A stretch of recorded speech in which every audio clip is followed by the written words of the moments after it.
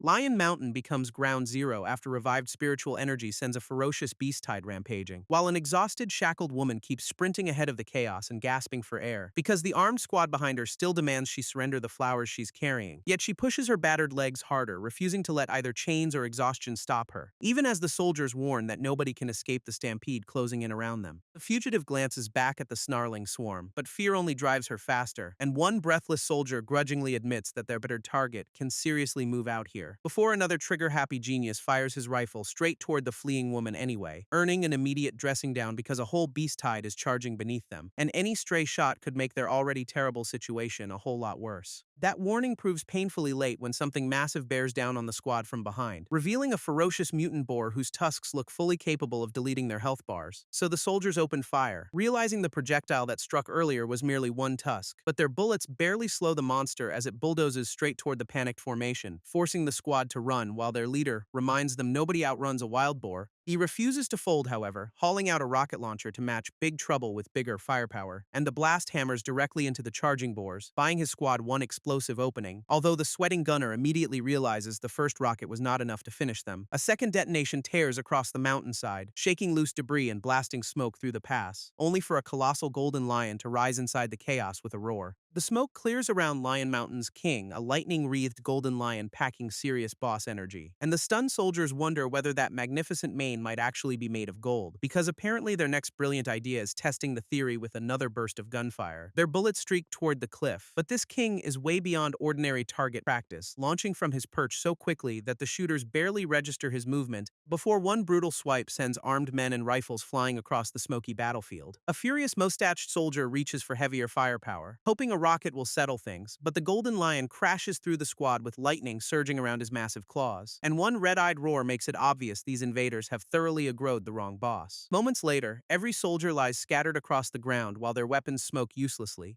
The lion dryly blames his uncontrollable strength, then faults these humans for dragging the beast tide here. His real name is Lu Fan, an orphaned college graduate and migrant worker reborn on Earth Star as this demonic beast. Now his ridiculous system rewards everything: roaring, sharpening claws, defeating invaders, even grooming, with permanent upgrades, so when a mutant boar approaches, he only scratches his head and waits, earning prestige merely by conquering it as the terrified creature retreats without a fight. A demonic parrot praises its king's overwhelming power, but he asks where the fleeing woman went. The green snake reports that the explosions knocked her directly into the rampaging beast tide, and that grim update wipes the smugness straight from Lufan's face at once. Rather than chase blindly, he forces every surrounding beast to submit, collecting another 1,000 prestige, until the entire stampede trembles in parts beneath the mountain's newly undisputed king. Following the path through the subdued herd, Liu Fan finally finds the shackled woman motionless on the ground, while the surrounding beasts bow and keep their distance as their king approaches her body. He believes she is already dead, yet an unusual aura still pulses inside her, so a careful breath of demonic energy draws a glowing soul from the corpse, and the spirit emerges as a white-haired woman, transformed but unmistakably linked to the fallen fugitive. Her translucent form steadies among blue ghost flames, and she stares back in stunned silence. Lufan finds this development interesting, already sensing that her lingering soul could matter. Back inside Lion Mountain's ruined cave, he gives the newly formed ghost room to recover, then bluntly tells the crying spirit that dead people are not supposed to have tears, before advising her to stop haunting the place and go get reincarnated somewhere else. As if reincarnation were a quick errand she could casually knock out before dinner, the system instantly detects a hostless ghost and orders Lufan to bind with her, which spooks him because this feels like a main mission, but he decides that system cannot hurt him. Before he can proceed smoothly, a fiery companion scolds the king for going overboard, pointing out that the frightened ghost is grieving, not refusing his help at all. The speaker is Miao Zhu, a green candle demon who gently reassures the white-haired spirit, explaining that the king's demonic energy condensed her soul instead of letting it disperse. And Miao Zhu knows the method works because that same power once turned her into a demon. However, borrowed energy alone is insufficient. The ghost also needs a special constitution, plus a powerful obsession anchored deep within her heart before any transformation can truly stick. Miao Zhu asks the ghost why humans hunted her, finally opening the door to her story, and gently that two demons are still far less frightening than those masked soldiers. The spirit hesitates, then gathers enough courage to explain what happened before her death. Her name is Su Ling, from Mong village below Lion Mountain, where disappearances reduced the population to 23. A few days earlier, an armed group arrived at the village beside the mountain stream, wearing sealed masks and tactical armor while ordering everyone toward the dangerous forest at gunpoint. The invaders herded the remaining villagers inside like disposable scouts, ignoring every frightened protest. One elderly man begged for mercy because his own son had already vanished in those woods, but a soldier struck him down and threatened to kill him unless he obeyed. then seized the man's grandson too, forcing the battered elder to enter for the child's sake. Armed escorts marched the villagers deeper among the trees, with a tracking dog leading their column, until the injured elder fell behind, clutching his head as unseen pain overwhelmed him, and some hidden force erased him from the path before anyone could even react. The soldiers caught only a flicker, cursing as another villager vanished without leaving a trace, while horrified relatives insisted old Lao Li had been standing beside them moments earlier. Rather than investigate, the invaders grabbed a terrified boy and declared that his turn had arrived, sending him running into the darkness with only a small dog beside him for company, before the soldiers coldly select another villager as their next piece of human bait. Their leader keeps calling for the next victim, treating each disappearance like routine fieldwork, as adults and children are fed into the forest one by one, never returning to the group. The pattern becomes undeniable. The gunmen are using villagers to map the path, replacing each person who disappears, and once the final stretch seems close, their red-haired commander points directly at Su Ling, meaning the nightmare continues until her own turn finally arrives at the forest's edge. She enters alone and quickly realizes the black fog warps perception with powerful hallucinations, forcing her to run in one direction while the armed group follows at a distance. Inside that illusion, she suddenly sees glowing silhouettes of her missing parents holding hands, and races toward them crying out for both of them to wait for her, only to tumble through darkness and awaken after their images vanish completely again. At the bottom of a pit, she finds a strange flower and realizes it guided her there,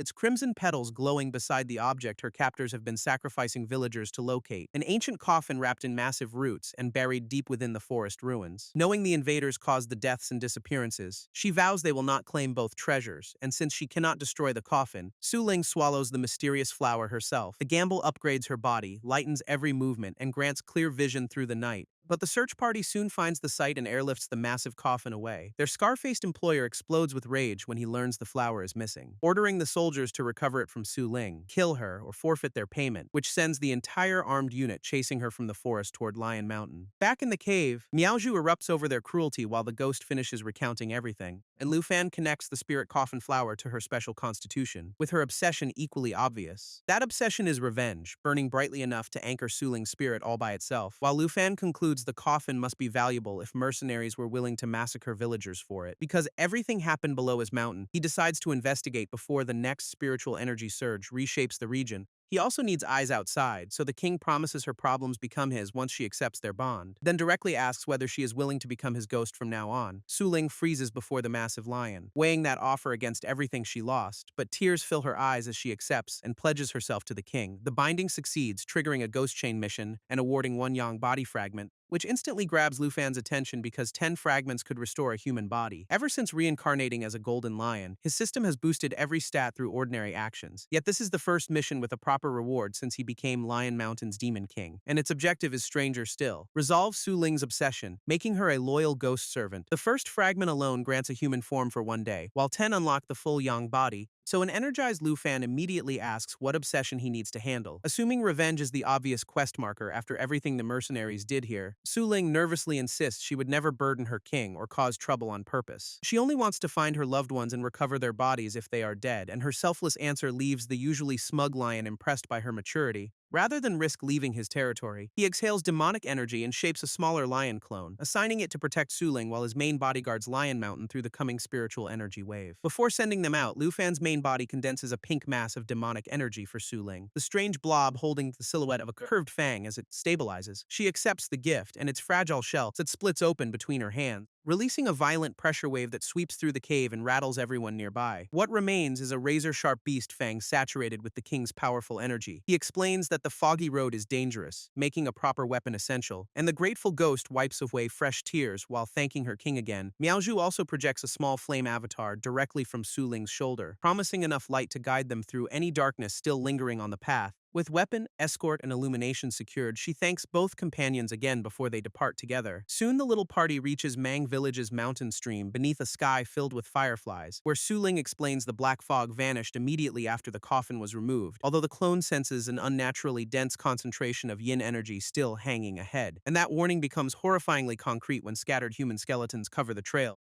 Among them, Su Ling recognizes Grandpa Li's shirt wrapped around one seated skeleton, confirming the missing villagers were killed by the black fog before anyone could rescue them. Miao Zhu recoils because bodies from yesterday have already been stripped down to bare bone, while the lion clone studies the field, seemingly calm despite the oppressive energy, then raises one glowing paw and invokes karma, promising peace for good souls and torment for evil ones. Blue light floods the skeletons, liberating the dead from their lingering suffering and clearing the haunted path. The clone explains that his light purified those wronged souls and returned them to reincarnation, after which Su Ling gathers the nearby remains into graves and wishes everyone peace. Her parents are still missing, however, so the group agrees to search deeper and leaves the burial ground behind, following the trail toward the old coffin site. The clone soon detects armed people ahead, exactly where the coffin once rested. Two surviving mercenaries lounge among the roots, joking about torturing the girl when they catch her, while casually eating beside the skeletons and mocking each other's truly disgusting appetite. Because even these creeps recognize that dining beside fresh corpses is deeply messed up, one red-haired soldier reveals the nearby remains belong to the girl's parents, expecting her return, then deliberately crushes a skull beneath his boot to erase part of that evidence. And both men laugh about destroying the corpse, unaware their target is already watching. Su Ling's grief hardens into rage as violet energy crackles around her spirit. Her hand tightens around the demon-infused fang, ready to settle the score immediately. But the lion clone stops her, after sensing another group approaching the clearing. A helicopter sweeps overhead and lowers a powerful newcomer directly onto the site, prompting every mercenary below to stand and greet their superior. Lord Mei Yun, she is Mei Yun of the Jushin organization, and she mocks Luo Ye for recovering only the coffin. The soldier reports that the missing flower was eaten by a girl from Mang village, but the newcomer dismisses it as a bonus, claiming the coffin's unborn contents are the real treasure, and drops into the root-covered pit to retrieve whatever she actually came for. Mei Yun explains that 49 unjustly killed ghosts spent 81 years condensing a rare substance inside the coffin, and the glittering gray material resting in her palm is called three-life soul soil. Meanwhile, the distant lion clone suddenly senses that same treasure and freezes in surprise, triggering the shared system to identify three-life soul soil and unlock one intelligence point. Lu Fan discovers the new stat lets him see every vein inside his own body, while a nearby green snake notices her king's strange reaction and nervously watches him. The blushing serpent timidly addresses him, apparently mistaking his intense stare for personal interest. He awkwardly looks away and whistles, leaving the confused snake wondering what just happened, because even with constant system upgrades, this is his first genuinely awakened special perception. Beyond his body, the upgraded sight reveals spiritual energy surging through Lion Mountain like glowing veins, and one brilliant root-shaped convergence there immediately catches the Lion King's full attention. Back at Mang Village's northern mountain sarcophagus ruins, Mei Yun rejoins her waiting soldiers. She displays the precious soul soil, earning odd congratulations for another massive achievement. But her cold smile warns that public recognition is absolutely not what she wants. The mercenaries quickly promise to keep everything secret, hoping loyalty will save their skins. Mei Yun replies that only dead people keep secrets, casually ordering them to kill themselves. Their terrified captain instead rallies the squad, and every furious gunman turns against her. She activates a glowing violet arrow-shaped mark around her wrist before they can fire. Gunfire erupts from every direction, yet the bullets streak uselessly around her powered silhouette. Then Mei Yun blitzes through the squad with a delighted grin, beginning her ruthless counterattack. Her sword becomes a blue flash, carving through screaming gunmen before their barrage can matter, and she gloats that Luo Ye spent his emergency treasure, manpower, and resources while she claimed the jackpot. Holding the blood-splattered soul soil aloft, Mei Yun declares it far more magical than the coffin.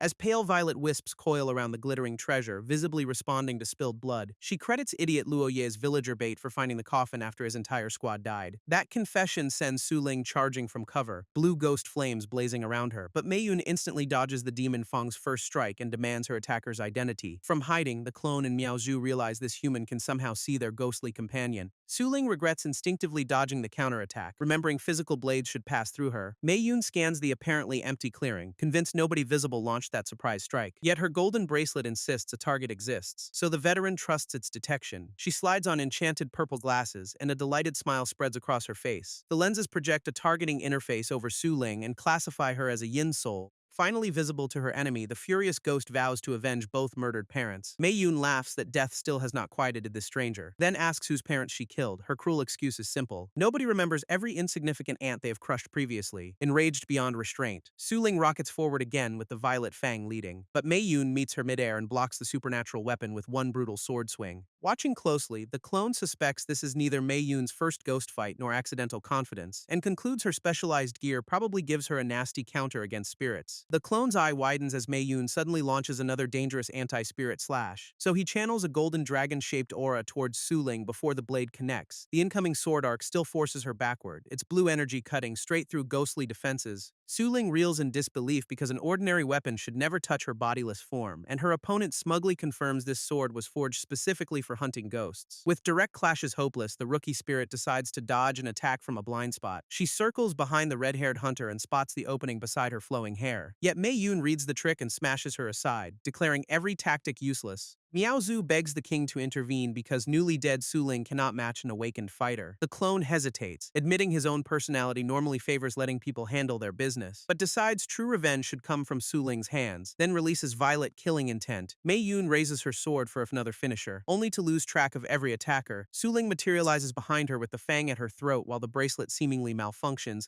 The clone praises her first battle as barely acceptable, and she apologizes for charging recklessly. He explains the bracelet follows hostile intent, while the glasses merely confirm what its wearer senses. And Mei Yun trusts that detector over her own vision after apparently suffering illusions before, meaning the clone deliberately flooded her senses with killing intent and scrambled the bracelet's direction. Miao Zhu admires the sneaky king, while he sternly warns Su Ling against future recklessness. Smoke suddenly engulfs Mei Yun, who snarls that the little ghost clearly brought helpers, and Su Ling looks baffled as the hunter's next move begins unfolding around them. Mei Yun bursts from the smoke with glowing red eyes, apparently revived and swinging overhead. Su Ling intercepts the anti-ghost blade, determined to keep it away from her spiritual companions, then bites its edge with the empowered fang and kicks the hunter's sword arm apart. Miao Zhu celebrates the impressive counter, while Su Ling casually credits previous experience slaughtering cattle. The severed arm hits the ground still gripping its sword, but black tendrils keep writhing. Mei Yun's body becomes a shadowy puppet with red eyes and thread-like energy replacing the missing limb. Su Ling covers mouth, understandably horrified by this deeply cursed second phase. The clone reasons that her human body died, yet some separate duplicate or vessel remains active, and decides to test his newly unlocked intelligence against the bizarre regeneration gimmick. His enhanced sight now identifies 3 life soul soil energies saturating the reanimated hunter. Then he remembers Mei Yun deliberately dripped her blood onto that treasure earlier. Black cords whip the severed sword arm through the air like a horrifying remote weapon. More spectral blades erupt around Su Ling, expanding the puppet's offense from every angle. She realizes the wider attack range carries slower recovery whenever Mei Yun retracts those weapons, so the ghost dives through that opening, aiming her fang directly at the puppet's core. A barrage called Shatter Snow Thousand Slash collides around her, turning the charge into blade hell. The dark mass across Mei Yun's torso suddenly swells, red tendrils spreading like hungry roots. Su Ling spots the mutation too late and freezes inches from the target. A monstrous mouth opens within the shadow, lashing outward to swallow the reckless attacker. And Miao Zhu screams Su Ling's nickname as Black Boards sees her at point-blank range. Miao Zhu begs for intervention, but the clone worries that risking his primordial spirit could end terribly. Meanwhile, razor tendrils pierce Su Ling's limbs and lock down even her empowered fang. The cords wrap her entire ghostly body, dragging a scream from the trapped rookie. Golden power suddenly tears through the snare as her king condemns anyone bullying his people. He consumes the Yang body fragment, unlocks Yang body level 1, and catches Su Ling in muscular humanoid form. The Lion Man's first words are another exasperated warning about her absolutely reckless behavior. Su Ling stares wide-eyed at this towering new form, recognizing her king beneath the upgraded physique.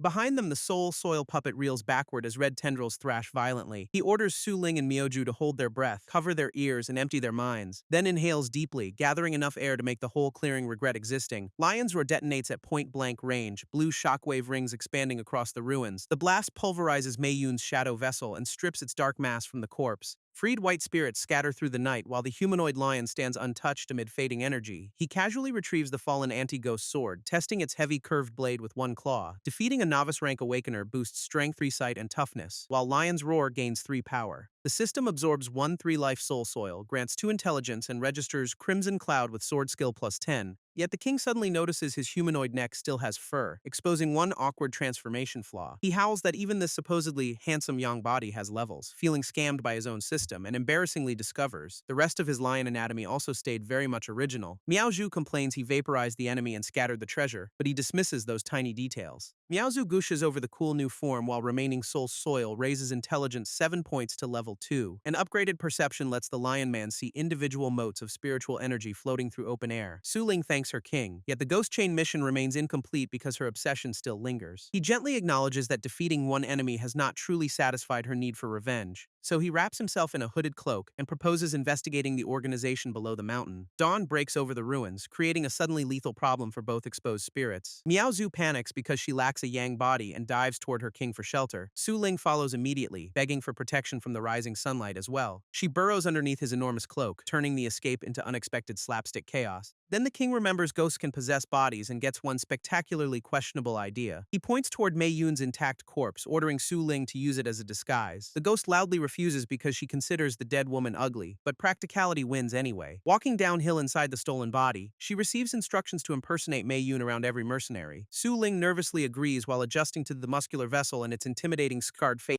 Her cloaked king declares they will infiltrate the organization itself and meet its members head-on. A translator credit card briefly interrupts the action before their undercover road trip continues. By full daylight, the disguised pair reaches a military truck and the surviving mercenary checkpoint. Tired soldiers immediately recognize the possessed body and welcome Lord Mei Yun back. She confirms the treasure was obtained, then orders everyone to return directly to their original base. When someone questions her mysterious cloaked companion, fake Mei Yun shuts him down without explanation. Boarding their helicopter without hesitation earns the undercover king one courage point from his approving system, and the aircraft lifts above endless green mountains. Carrying this chaotic infiltration towards civilization, a pilot announces their arrival at Lion Ridge City, revealing the organization's distant urban territory. Below, skyscrapers stand beside abandoned overgrowth and gigantic beasts. With 10 minutes remaining before landing, one enormous horned monster sleeps against a ruined wall as insects circle its battered hide. Elsewhere, picked clean ferocious beast skeletons form jagged fields of valuable but extremely dangerous remains. Mercenaries mock scavengers risking death for bones, black market profits, or the jackpot of a monster core.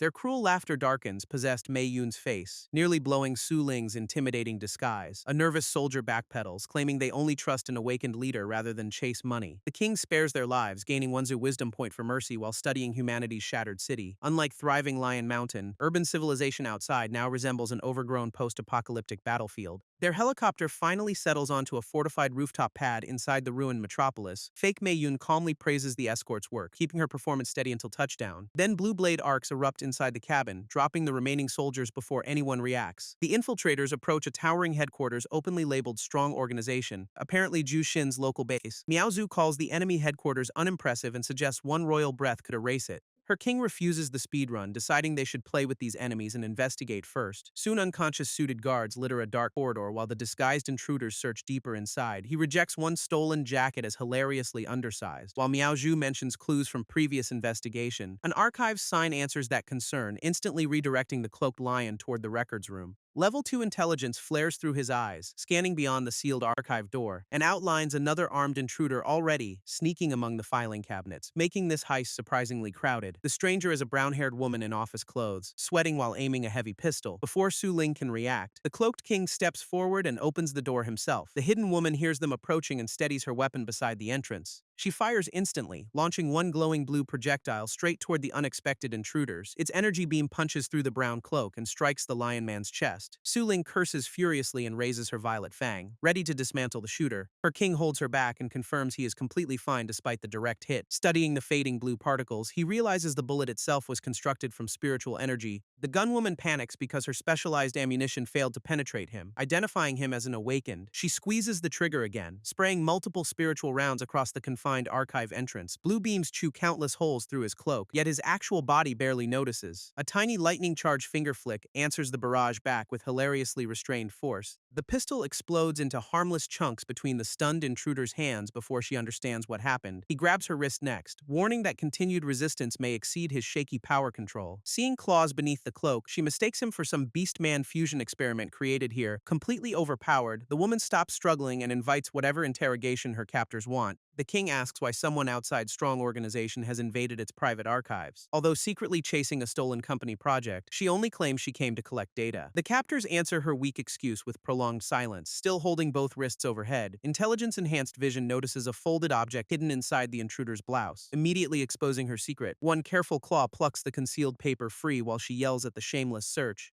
Ignoring her furious blush, the lion unfolds what turns out to be a detailed regional map. Lion Mountain is circled as an explicit target, instantly turning his curiosity into territorial rage. Night falls around Strong Organization as another helicopter arrives beside the glowing headquarters tower. A guard announces that headquarters leaders have come for Lord Luo Ye, accelerating everyone's schedule. The Hidden King grimaces because these reinforcements reach the branch far sooner than expected. Su Ling hears Luo Ye's name and nearly breaks character under a fresh surge of hatred. Deeper inside, a subordinate finally presents the recovered ancient coffin requested by headquarters. Three senior figures inspect it by candlelight, mocking the theatrical handling of their mysterious cargo. They are B-rank branch manager Luo Ye and S-rank headquarters secretary Mei Hui. Watching from the hallway, the infiltrators locate the coffin but choose observation over another immediate rush. Luo Ye offers movers. Yet Mei Hui confidently says headquarters personnel will handle everything. She casually calls for Wu Gang, summoning a massive shadow directly behind her. One thick arm plants against the coffin. An overwhelming force shakes the entire chamber. The newcomer is Wu Gang, an A-rank awakener and headquarters security captain built like a tank. Sensing his pressure from cover, the lion recognizes yet another powerful awakened opponent. Mei Hui unexpectedly questions Luo Ye for arranging extra help after she explicitly declined it. Then she whips a ring-shaped energy probe down the hallway, announcing hidden people nearby. The cloaked lion intercepts Mei Hui's detection ring with one fist, shredding its spinning energy. He respects her ability to sense his presence, while she identifies another awakened intruder. Furious about a rat sneaking inside, Luo Ye charges first and promises immediate execution. His opening kick slices through empty cloak because the lion shifts aside at the last instant. Luo Ye praises those reactions, grinning as though the first miss was merely warm-up. He accelerates into overlapping aftermages and ferociously unloads a combo from every direction. Every impact grants another toughness point, while the bewildered target barely attempts to counterattack. Confidently winning, Luo Ye reaches for the hood and demands his opponent's true identity. One sharp yank finally tears away the ruined cloak, exposing golden mane and horn. Luo Ye instantly classifies him as a Beastman Awakener with exceptional reactions and defense. Across the chamber, Mei Hui blushes and privately decides the Lion Man looks incredibly handsome. Still showboating, Luo Ye asks whether light itself has ever delivered a kick.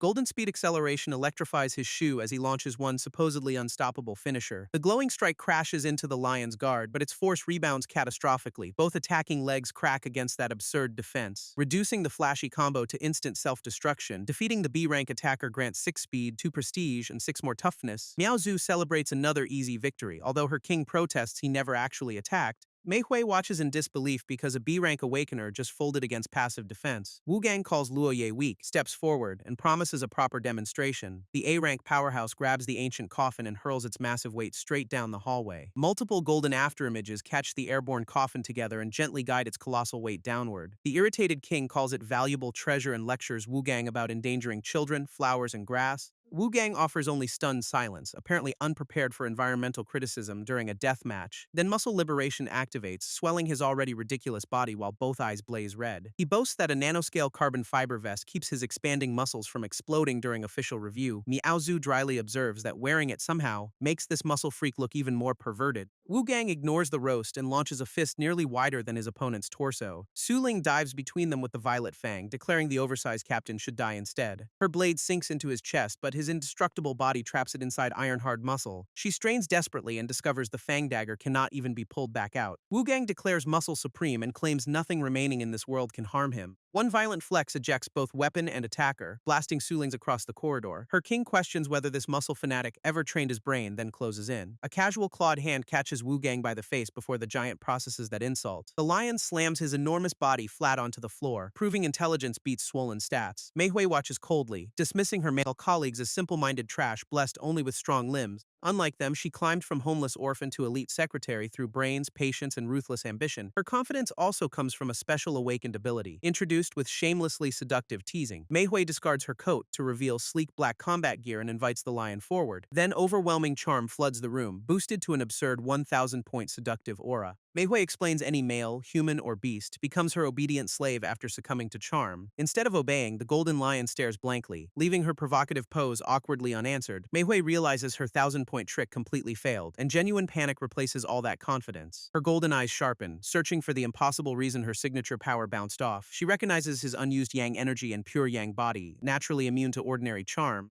Refusing defeat, she amplifies the technique to forcibly drag his buried desire into the open. The effect finally lands, and the lion clutches his head as unfamiliar heat surges loose. His restraint snaps with a thunderous roar, blazing yang energy exploding from every muscle. A translator credit splash briefly interrupts the showdown before the Lustfire disaster resumes. Back in battle, colossal golden flames coil around him, transforming suppressed desire into a raging inferno. Su-Ling recoils behind her burning king, terrified by his sudden berserk transformation. Driven entirely by instinct, he whirls toward her, and she barely dodges the flaming lunge. His bloodshot blue eye locks onto Mei Hui again, promising very dangerous aggro. She realizes the unleashed pure lust fire cannot be controlled. Not even by its caster. Worse, the ability cannot be cancelled, leaving her kneeling before the blazing monster she created. Mei Hui's seductive confidence crashes into pure dread as her own trap becomes catastrophic. Su-Ling demands answers while Miaoju confirms their king has been infected by lust fire. The Candle Demon explains Heartfire mixes desire and karma, normally balanced through innate chi. Without intervention, instinct will consume him alive, so they must somehow extinguish that lust fire. That inferno reaches Mei Hui first, wrapping her body in heat while she cries dramatically. Su-Ling says the culprit deserves this mess, but Miaoju warns one woman is insufficient. Having evolved through absorbed royal energy, the Candle Demon understands nobody can endure his accumulated desire. The Berserk Lion grabs Mei Hui through the flames, turning her own power into nightmare fuel. Su-Ling refuses to watch him burn, while Miaoju wonders whether she can bear it. As a living candle flame, she claims compatibility with every supernatural fire in the world. Miaozu boldly volunteers to handle the crisis, activating her powerful fire ancestral reincarnation. Spiraling blue energy collides with the golden inferno, startling even the instinct-driven lion. Her tiny spirit form enters the blaze, steadily absorbing its overwhelming heat and power. With visible effort, she asks her king for just a little more lust fire. Golden eyes emerge inside the conflagration as Miaozu demands the entire burning curse. Now transformed into an adult flame woman, she embraces him and devours the remaining inferno. Mei Hui awakens blushing and stunned, honestly surprised she survived her catastrophic miscalculation. Drained of the dangerous flames, the lion collapses backward while she scrambles away. Su-Ling immediately pins Mei Hui with her violet fang, threatening to slit the vixen's throat. Meanwhile, the recovered king enters Sage mode, gaining 100 mind, 10 focus, and 100 credit. The system also expands his fire attribute and awards the newly learned Sacred Fire technique. He rises groggily and spots Su-Ling restraining Mei Hui behind him in the hallway. Then adult Miaozu's nearly uncovered form triggers a wild explosive anime-grade nosebleed. She innocently checks on him while Su-Ling furiously prevents Mei Hui from escaping responsibility. Miaozu confirms she devoured his lust fire and will shrink back after fully digesting it. Su-Ling blames the vixen for everything and tightens her grip, fully intending to execute her. Mei Hui meets that death threat with a smirk and defiantly refuses to permit her execution. Sudden golden energy flashes around Su-Ling, interrupting both women before any killing strike lands. Mei Hui immediately kneels before the lion, offering complete cooperation in exchange for mercy. He asks why her organization hunted the three-life soul coffin and what purpose it serves. She only knows the artifact enables reincarnation, leaving its true mechanics frustratingly classified. Ancient records promise inheritance through illusion and reincarnation, but failure disperses the soul and reduces the body to dust. The king briefly considers using it for his yang body, then judges that gamble ridiculously dangerous. Su-Ling leaves the possessed body and volunteers for the trial, ready to risk herself. He refuses until the system completes her ghost mission and boosts soul coffin success by 30%. Enraged, he calls the reward garbage because improved probability still leaves a very real death roll. Su-Ling insists her life belongs to him and begs to prove herself worthy as his ghost servant. After one heavy pause, her reluctant king finally allows the dangerous attempt at last. Sacred fire wraps her spirit as he lowers her into the coffin, adding supernatural insurance.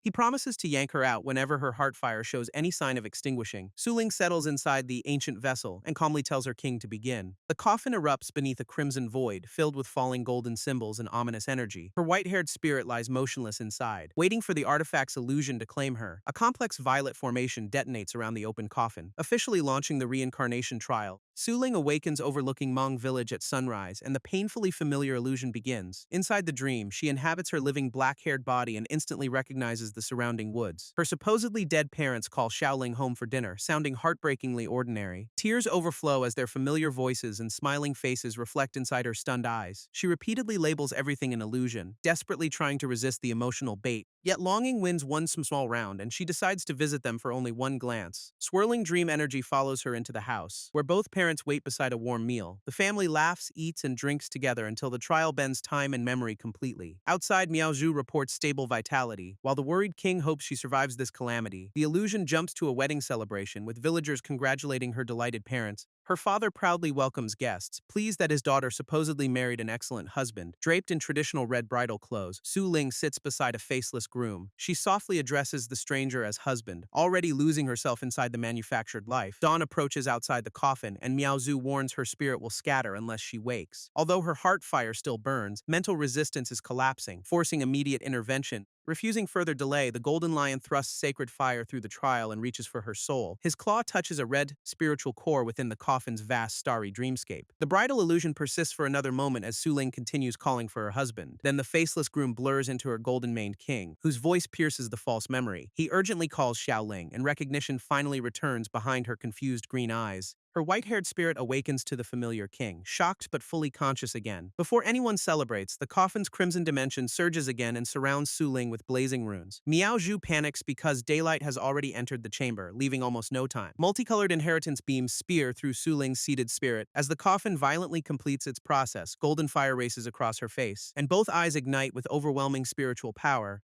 Watching the reaction stabilize, her king finally grins and declares the rescue worked. Su Ling sits upright inside the opened coffin, successfully reborn while both allies celebrate. The golden lion warmly welcomes his ghost servant back, looking unusually sincere for once. Tears stream down her smiling face as she thanks the king who refused to abandon her. Their bond grants 20 reputation, demonic sense level 3, plus overlook and communion skills. His brief illusion entry also awards convergence formula and chi absorption connected directly with Lion Mountain. Mei Hui offers awkward congratulations on the reunion, then cautiously attempts to leave. A glowing finger flick catches her behind the ear before that suspiciously casual escape succeeds. Miao Zhu demands punishment for the witch who offended their king, sending Mei Hui into tears. Instead, he remembers she unlocked sacred fire and decides this captive can upgrade his cultivation. Grabbing her shoulder, the lion commands his new evildoer assistant to begin cultivation support. Her assignment lasts until his sacred fire reaches perfection, which sounds alarmingly indefinite. Mei Hu stares in bewilderment as golden flames swell behind her brand new cultivation boss. Soon, the entire strong organization branch erupts beneath a colossal inferno, deleting the local stronghold. Cloaked again, the golden lion decides everyone targeting Lion Mountain must be eliminated. Then a warning interrupts his victory lap. The second spiritual energy revival is beginning very soon. Early morning reaches Lion Mountain as the second revival begins, mutating plants beneath violent energy currents. Ordinary wildlife twists into horned, swollen monstrosities. Proving this update brought serious balance changes, Green Snake races into the cave and urgently calls for her returning king. The system launches Expand Territory, explaining Lion Mountain now supplies his power through gathering chi. He immediately wonders whether this suspiciously generous system connection possesses any hidden limit. Naturally, failure means exploding from excess energy, while the territorial target starts at 0 of 100,000. Before panicking properly, he activates upgraded demonic sense to survey his mountain's full range. Overlook reveals every stream of demonic energy across the territory like a divine satellite feed. The golden fruit tree lies uprooted and its assigned pangolin guardian has vanished. Nearby, Chuan Shanyi curls around devastating injuries, barely conscious beneath the dust. Enraged that someone harmed his subordinate, the Mountain King expands Overlook to identify the attacker. Purple demonic residue leads away from the crime scene, giving his upgraded senses a perfect trail. The fleeing culprit is a colossal black centipede, glowing red through poisonous violet flames. He condemns the intruder for wrecking his territory and toppling Lion Mountain's primal spiritual root. Each golden fruit requires decades and grants 30 years of power, making the centipede premium fertilizer. The king mobilizes every beast, led by Restless the parrot and Zhao Qing the green snake. Ali, the white fox and western hall master, races alongside the charging force. Bear Brother, Lion Mountain's truly massive northern hall master, joins with fists ready. Their wounded guardian is Chuan Shanyi, Pangolin's second brother of Golden Peak, kneeling beside him. Bear Brother reports the pangolin still has a chance to survive. The king orders Bear Brother to protect Chuan Shanyi while centipede copies flood the slope. One armored monster roars directly at the mountain lord, displaying extremely poor survival instincts. Golden lightning gathers as he prepares Eastern Lion's roar to answer that disrespect personally. Xiaoqing interrupts, insisting such trash deserves a subordinate's attention instead of royal intervention. The green serpent lunges and bites the leading centipede before its red claws can react. Several additional bodies instantly coil around her, turning that confident interception into a swarm grapple. Chuan Shanyi apologizes for failing, while his king demands the so-called Earth Dragon's origin story. The pangolin explains it began as an ordinary earthworm loosening soil beneath the golden fruit tree. Revival energy mutated its body without improving intelligence, creating a gigantic, uncontrollable frenzy beast. Meanwhile, Xiaoqing tears into its segmented armor as multiple red legs close around her. The old earthworm survived year-round on fallen leaves and decaying fruit from the sacred tree. After mutation, every damaged section begins writhing independently, revealing a nasty regeneration gimmick. Earth Dragon Split produces more complete centipede bodies, making straightforward damage actively multiply the problem. The king finally understands the bizarre enemy really evolved from one humble earthworm. Xiaoqing coils around several copies at once, biting and crushing through their black armor. Unfortunately, every exchange generates additional monsters, and even she calls the endless spawning troublesome. Restless, Ali and Bear Brother prepare to join. Unwilling to watch her get mobbed, Xiaoqing refuses assistance and claims this entire raid remains her personal matchup. She is cultivated beside the king day and night, so today becomes her graduation exam. Massive turquoise demonic aura engulfs the serpent, reshaping her body around one enormous rising horn. Dragon transformation unlocks dragon servant form, turning Xiaoqing into a majestic white eastern dragon. Every centipede copy freezes mid-charge. Suddenly aware that the matchup has become profoundly unfair, she unleashes Dragon's Breath, pouring a gigantic violet beam straight through the entire multiplying swarm. The blast erupts across Golden Peak, vaporizing the clustered monsters beneath one spectacular detonation. Smoke clears around Xiaoqing's massive dragon body as loosened scales tumble from the exhausted transformation. She settles back toward green serpent form, panting but visibly satisfied with that ultimate. Restless, Ali and Bear Brother stare speechlessly before admitting her growth is genuinely impressive. Restless realizes her daily cave naps secretly involved absorbing the king's demonic energy for cultivation. Bear Brother and Ali accuse the smug snake of stealing favors, triggering immediate team bickering. Their jealous affection grants the amused king one reputation and one charisma point. Unfortunately, one damaged earth dragon remnant quietly crawls away beneath lingering violet smoke. The survivors notice too late as that last armored section burrows underground and escapes. Xiaoqing dives after the slippery bastard. Determined to finish her supposedly solo victory, the king stops careless pursuit because Lion Mountain's power source earth veins run directly below them. Instead, everyone descends carefully while sacred fire creates floating subflames for underground illumination. Ali accompanies the mountain lord as he asks Xiaoqing whether she found the fugitive. She admits losing it underground, where earth vein energy overwhelms smell and skin-based tracking. Demonic sense confirms the second revival flows through earth veins connected directly to his spine. He orders the entire group forward, promising to dig up that nasty bug regardless. Golden light leads snakes, foxes, bears, and other beasts through the branching subterranean tunnels. Deeper below, the king senses energy resembling his own den and suspects an ancient relic. Xiaoqing suddenly spots a chamber carpeted with broken weapons, bones, and fresh corpses. The hunted earth dragon remnant lies dead among the wreckage, killed before their arrival.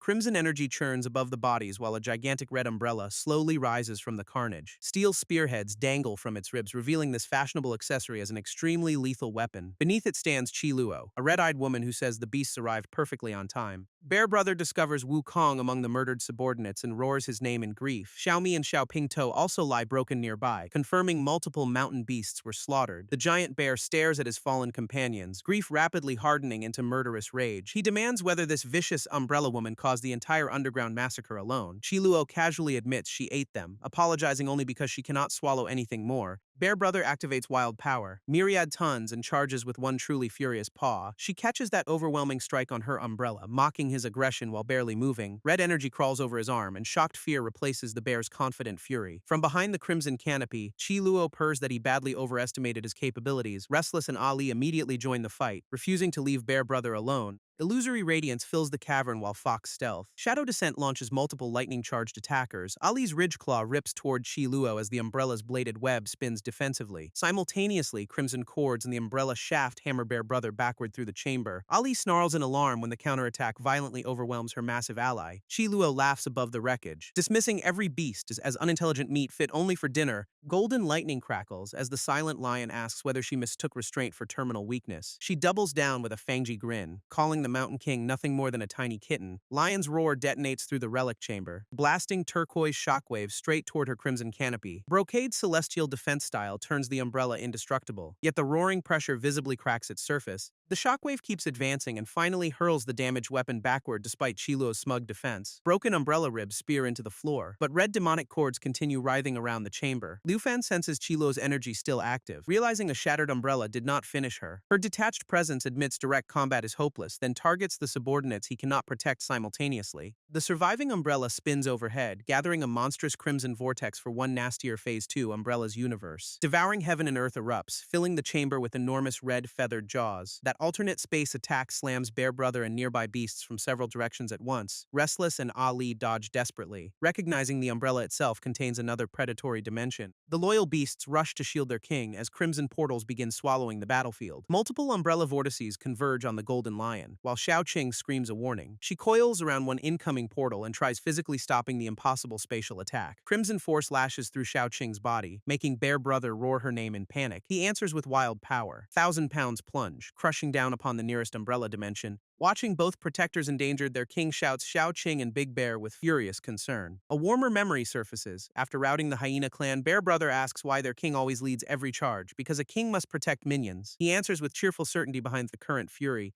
Bear Brother privately decides proper minions should charge even farther ahead, explaining today's reckless loyalty. Back in present, crimson dimensions surround their kneeling ruler while the umbrella reforms below him. Memories ignite his eyes, and he demands that this monster return his family immediately. Sacred flames explode from his mane as the enraged lion launches one overwhelming rescue charge. The umbrella warps local space and freezes his advance, leaving the powerhouse unable to move. He still claws at its surface, pouring everything into breaking open the prison holding his crew. Chiluo boasts her universe brocade repairs endlessly, making brute force damage completely useless. Its ribs come from an indestructible ancient divine tree, so even his fangs cannot crack them. She suddenly warns damaging her means never seeing his little companions again, weaponizing the hostages. That threat stops the blazing king cold. His fury briefly replaced by genuine horror. Fully reformed, the demon claims her brocade universe umbrella can liquefy every captured living being. He swallows the rage and firmly orders Chiluo to release everyone inside. Her smile turns nastier as she offers one humiliating condition for freeing them. She extends a bare foot, demanding he lick it and become her obedient dog. The Mountain King bristles at the insult, but his trapped family gives her leverage. Pressing her foot against his mane, she mocks combat strength without basic shapeshifting intelligence.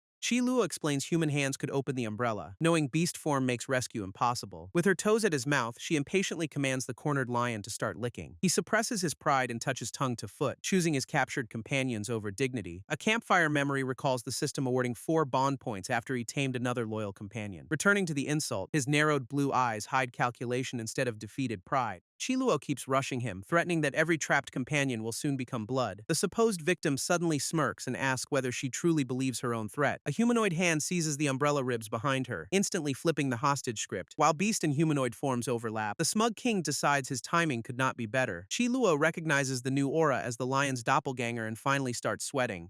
2 returning allies race beside their king, announcing their perfectly timed comeback together. The pair cheerfully ask whether he missed them while the ambusher lies flattened behind. Now equipped with human hands, he grips the umbrella and confirms opening it releases his minions. Chiluo lunges forward, screaming for him to wait. Her confidence officially deleted. He ignores her and yanks the stubborn shaft apart with both clawed humanoid hands. The sudden force leaves Chiluo flustered, breathlessly complaining that the lion is too rough. Finding the mechanism unusually tight, he keeps wrenching it open with effortless battle-seasoned confidence. She begs him to stop because the forced opening hurts, but negotiations already ended. With one final pull, the gigantic crimson canopy bursts fully open and cracks apart. Chiluo reels from the backlash, losing her composure as the dimensional prison collapses. Bear Brother Xiao Qing, Ali, and Restless spill safely onto the cavern floor. His temporary yang body fragment expires at that exact moment, dissolving the humanoid rescue form. Cyan butterfly-like lights hover over the exhausted rescued beasts as dust finally begins settling. A Cyan spirit confirms everyone merely lost consciousness, with no serious injuries from their imprisonment. Chiluo privately admits that across centuries, no beast ever terrified or forcibly opened her like this. She chooses retreat, planning to devour more monsters before returning powerful enough to humiliate him. Realizing escape means endless trouble, the king orders one ally to chase and another guard everyone. Su Ling climbs onto his back, and the blazing pair immediately pursue through the tunnel. Their wounded enemy rockets toward daylight beneath her restored umbrella, trailing demonic crimson ribbons. She clears the mountain like a missile, soaring high across the orange sunset sky. The giant lion bursts from the cavern with Su Ling riding securely between his manes. He launches after the airborne demon in one glorious leap, briefly looking completely unstoppable. One problem: the Lion King cannot actually fly, making this aerial chase hilariously under-spexed. A towering stone spike erupts beneath him, extending his jump while debris floods the sky. From her umbrella, Chiluo mocks the little kitty for apparently learning flight. Sacred fire technique. Golden flame devour answers, manifesting a colossal burning lion head. The blazing predator surges through the sky, nearly swallowing Chiluo and her umbrella whole. forced to block. She admits this lion has too many tricks and abandons the fight. Chiluo vanishes into the sunset, promising another meeting while her laughter lingers obnoxiously. Unable to track her concealed demonic energy, the frustrated king realizes future trouble is guaranteed. Meanwhile, Su Ling remembers losing flight after accepting a young body through the stone coffin. A mysterious inner voice repeats its paradoxical command: remember everything possible, then forget everything possible. She recognizes the coffin's voice and struggles to recall the crowded inheritance vision that transformed her. The command finally clicks, and Su Ling's wide eyes announce that the missing memory returned. Life character formula granted her yang body inside the coffin, with golden runes confirming the inheritance. Crucially, that transformation is reversible, so the newly physical spirit was never permanently grounded. She activates life character formula, yin soul transformation, wrapping herself in bright cyan ghostfire. Her body becomes spectral and weightless again, making the Mountain King stare in surprise. Su Ling explains she can freely switch forms now, then volunteers to chase Qilu alone. He recognizes the inheritance needs continual stimulation and sends her out to grind real experience. One drop of the Golden Lion's blood becomes a protective trump card against the Umbrella Demon. Accepting the Crimson Safeguard, she promises her king that this training mission will not disappoint. Under moonlight, her cyan soul form rapidly closes on Qiluo's retreating Crimson Trail. The determined Spectre rockets forward and commands the escaping demon to halt immediately. Qiluo turns her umbrella defensively, but a purple spectral blade punches straight through. The ghost weapon tears the supposedly indestructible canopy, proving its materials possess serious hard counter energy. The shocked demon cannot understand how such a small spectre shredded what the mighty lion struggled against. Su Ling reveals her blade was forged from a fang her king shed, explaining the busted penetration. Enraged, Qiluo activates Umbrella Universe again and aims the Crimson Dimension directly at her. The canopy's suction snatches the cyan ghost mid-charge, dragging her toward its inner world. She tumbles helplessly through a deep red dimensional shaft while ghost fires spiral around her. The spatial passage ejects her like a meteor, smashing through rooftops inside a distant city. Bruised but conscious, the Soul Warrior rises among shattered buildings and catches her breath. The landing zone reveals Infinite Ancient Town, a vertically twisted maze of traditional buildings. She realizes Qiluo sucked her into another umbrella dimension and scans the impossible architecture. Corrosive rain immediately dissolves her spiritual energy, turning simple weather into constant damage over time.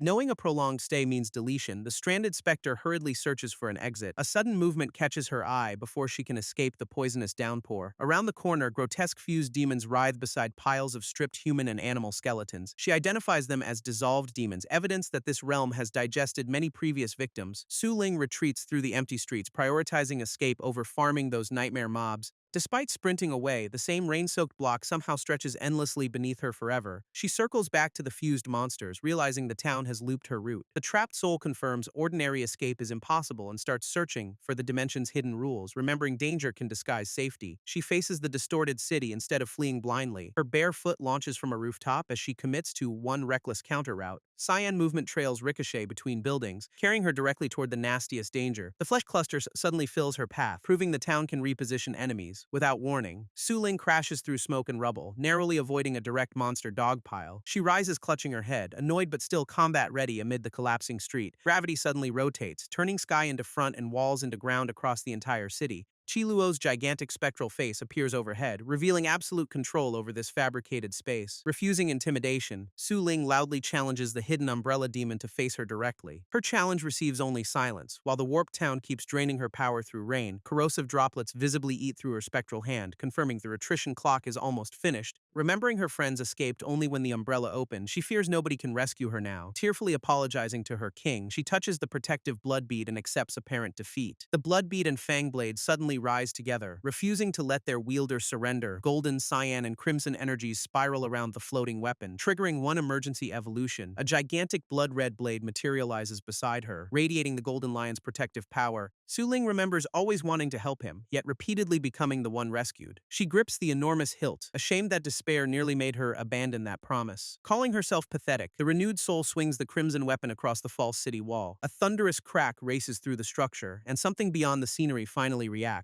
That response reveals the wall is connected to a living target instead of ordinary architecture. Reviewing every encounter, she deduces Qiluo's woman body is fake and the umbrella itself is real. Su Ling commits every remaining ounce of cultivation to destroying that true form permanently. She digs through the coffin inheritance, searching for a formula capable of breaking the encirclement. Red light consumes one eye as she vows to eliminate this danger for her king. Killing character formula activates Blood Butcher State, covering her soul in savage crimson corruption. With power skyrocketing, she raises the transformed weapon and tears another massive line through space. Bloodblade condenses all that murderous energy into one terrifyingly clean crimson edge. Tower Ascend erupts next, launching intersecting blood slashes upward through the inverted town. Outside the dimension, Chi Luo doubles over as Tower Ascend damages her true body directly. She realizes Su Ling is still attacking despite corrosive rain, and genuine panic replaces smugness. Inside, crimson cracks cover the specter while inverted rain begins retreating from her aura. The reversal confirms killing character formula is overpowering the town's erosion mechanics completely. Shattered Snow and Yin Remnant Long Sword unleash a storm of intersecting crimson cuts. Every hit transfers pain to Chi Luo, who curses the relentless attacker clutching her abdomen. Suspecting the Golden Lion still tracks her energy, the wounded demon decides she cannot linger. Umbrella Universe answers with blood chi condensation, surrounding Su Ling in a rotating crimson seal. Blood concealment summons ranks of Yin soldiers shaped from countless victims previously swallowed by the Umbrella. She recognizes those enslaved humans and demons, disgusted that Chi Lua weaponized everyone she devoured. Beast-shaped Yin soldiers roar beside humanoid ranks, forming one enormous undead gank squad.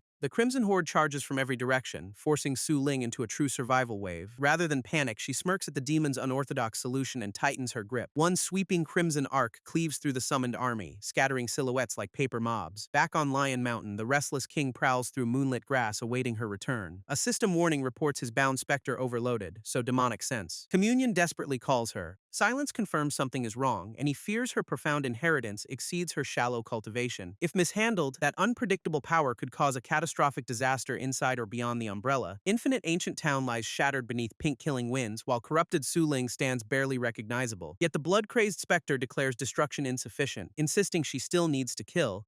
Chi Luo admits her remaining energy cannot sustain the confrontation and abandons absorbing the Berserk Spectre. Umbrella Universe disperses around Su Ling, ejecting her from the collapsing Ancient Town dimension. Elsewhere, an armed construction exploration team approaches Lion Mountain through the forest at night. They complain strong organization colluded with officials to seize their development projects and resources. C-rank Awakener Bing Po argues the second revival makes immediate resource grabbing absolutely necessary. A subordinate worries because the government already awarded strong organization the Lion Mountain project. Bing Po dismisses government authority, noting every development group now hires mercenaries against rampant threats. The squad spots a glowing white-haired figure standing motionless farther along the mountain path. It is overloaded Su Ling, still wrapped in crimson cracks and bloody orchal flames, mistaking her for strong organization competition. Bing Po orders everyone to take her down. He opens with Ice Crystal, charging a blue-coated fist toward the unresponsive specter's back. Freezing energy closes around his hand as the cheap ambush approaches its target. A pink blood slash counters instantly, cutting through his attack before he understands anything. Bing Po screams over his severed hand, while the exploration team freezes in horror. His mercenaries recover and charge together, shouting for the mysterious woman to die. Su Ling answers with a broad crimson wave that tears across the entire path. Every attacker becomes a black silhouette inside the sweep, and none survives the massacre. Splattered with human blood, the corrupted specter smiles because its scent feels disturbingly delicious. Lu Fan arrives roaring her name, warning that tasting human blood could make recovery impossible. She raises one blood-soaked hand toward her mouth, but her horrified king commands her to stop. Ignoring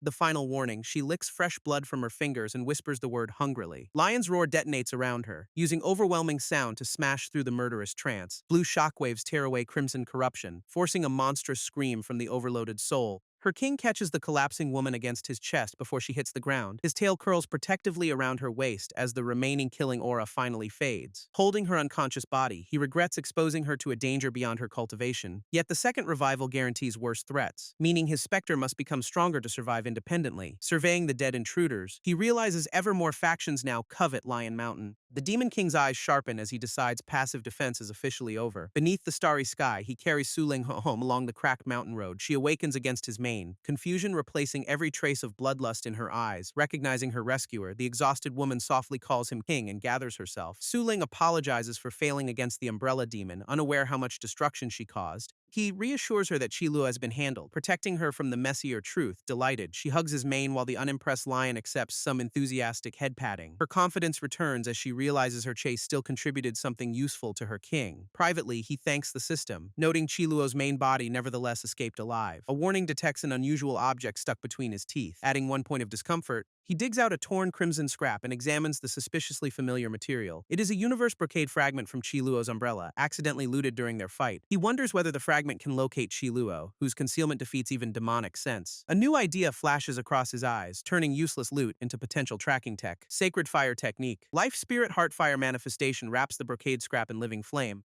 Its incredible vitality preserves a connection to the separated main body, exactly as he hoped. Because Sacred Fire now controls that link completely, he chooses to spare Chiluo for future usefulness. Dawn rises over Lion Mountain as the victorious king prepares a more political counterattack. Several beast officers loom over two bound women, cheerfully announcing that their captives finally awakened. Bear Brother asks whether they are snacks brought to replenish everyone after the brutal battle. The terrified women beg for release, offering silence and letting their captors decide everything. Multiple identity tags tumble beside the brown-haired captive, exposing a useful human world affiliation. The lion tells Shen Shuang her construction exploration team was annihilated by the Umbrella Demon. She reacts in horror, while he claims arriving too late allowed that murderer to escape. Her red-haired companion realizes Shuang belongs to the construction group and demands clarification. He adds one survivor. Su Ling then presents the white-haired specter as her new colleague. Su Ling quietly wonders how she became involved. While her king needs human world intelligence, her mission is gathering relic information and inciting direct conflict between strong organization and construction interests. The hypnotized Shuang hugs her supposed colleague, loudly accusing Su Ling of secret cooperation. Spiral-filled eyes reveal Restless already used a hypnosis technique on the convenient survivor. As the parrot circles overhead, even Su Ling wonders when that stealthy mind control landed. She accepts the infiltration mission and leads her smiling hypnotized guide down Lion Mountain. Left behind, Mei tearfully demands to know why everyone else receives freedom.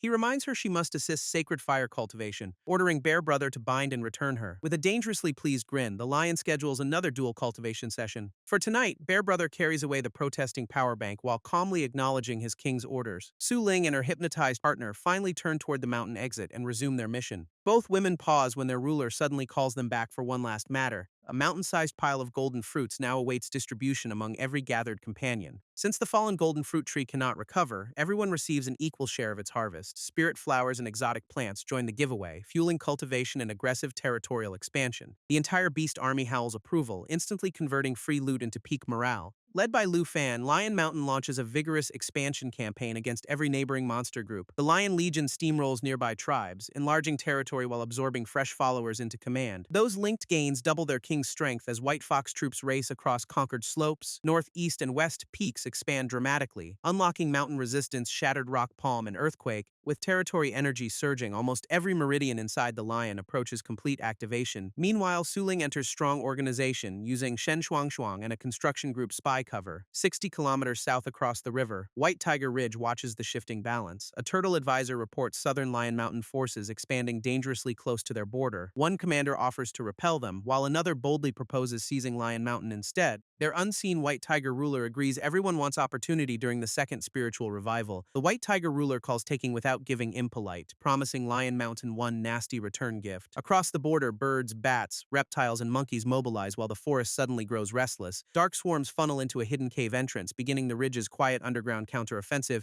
Meanwhile, expansion reaches 999,500 of 1 million, unlocking Gathering Level 2 and several terrain-related upgrades. Completion would unlock every Level 1 and Level 2 skill. While one Yang body fragment already arrives, sudden invasion warnings crash the celebration, draining territory progress by hundreds of points within seconds. Lu Fan activates demonic consciousness after learning Bayou District somehow slipped from his control. Bear Brother is equally confused because the local lizard family already joined Lion Mountain willingly. His field report claims Bayou remains completely normal, with no visible enemies or rebellion. Even demonic awareness detects nothing unusual, making the frustrated king suspect his cheating system malfunctioned. Refusing to trust the weird reading, he personally races toward Bayou to inspect everything. Local beast officers greet him normally inside the district, offering zero clues about any invasion, yet system warnings keep flashing as Bayou's territory value continues dropping in real time. Watching another chunk disappear, the lion realizes this hidden theft is still actively happening. Then Cheon District reports identical invasion losses, proving the attack covers multiple zones simultaneously. No visible monster should outpace him like this, so he starts hunting for one overlooked trick. An invisible enemy seems likely, except demonic awareness senses no suspicious evil spirit anywhere. Checking underground finally exposes the exploit. Massive rat swarms are tunneling beneath his borders. Golden power floods his raised paw as the mountain ruler prepares an instant pest control response. Lion's Claw activates, rupturing the ground and launching whole rat platoons from their tunnels. Bear Brother asks if these ordinary-looking rats caused the crisis, but his ruler points ahead. The answer is a full swarm, endless waves pouring from shattered tunnels with murderous red eyes. Snake confirms local rats are prey, meaning this invading horde definitely came from somewhere else. One oversized rodent suddenly lunges forward, turning the creepy flood into an immediate melee. melee, countless bodies avalanche toward the defenders, surrounding lion, bear, snake, and bird in seconds. The bird panics at their numbers, while Bear Brother refuses to let rats intimidate Lion Mountain. He slams down a golden-powered strike, bulldozing a broad path through the advancing swarm. The feathered fighter follows with Arrow of 1,000 Feathers, shredding rodents across the battlefield. Xiaoqing overeats until comically bloated, admitting one more rat would probably finish her.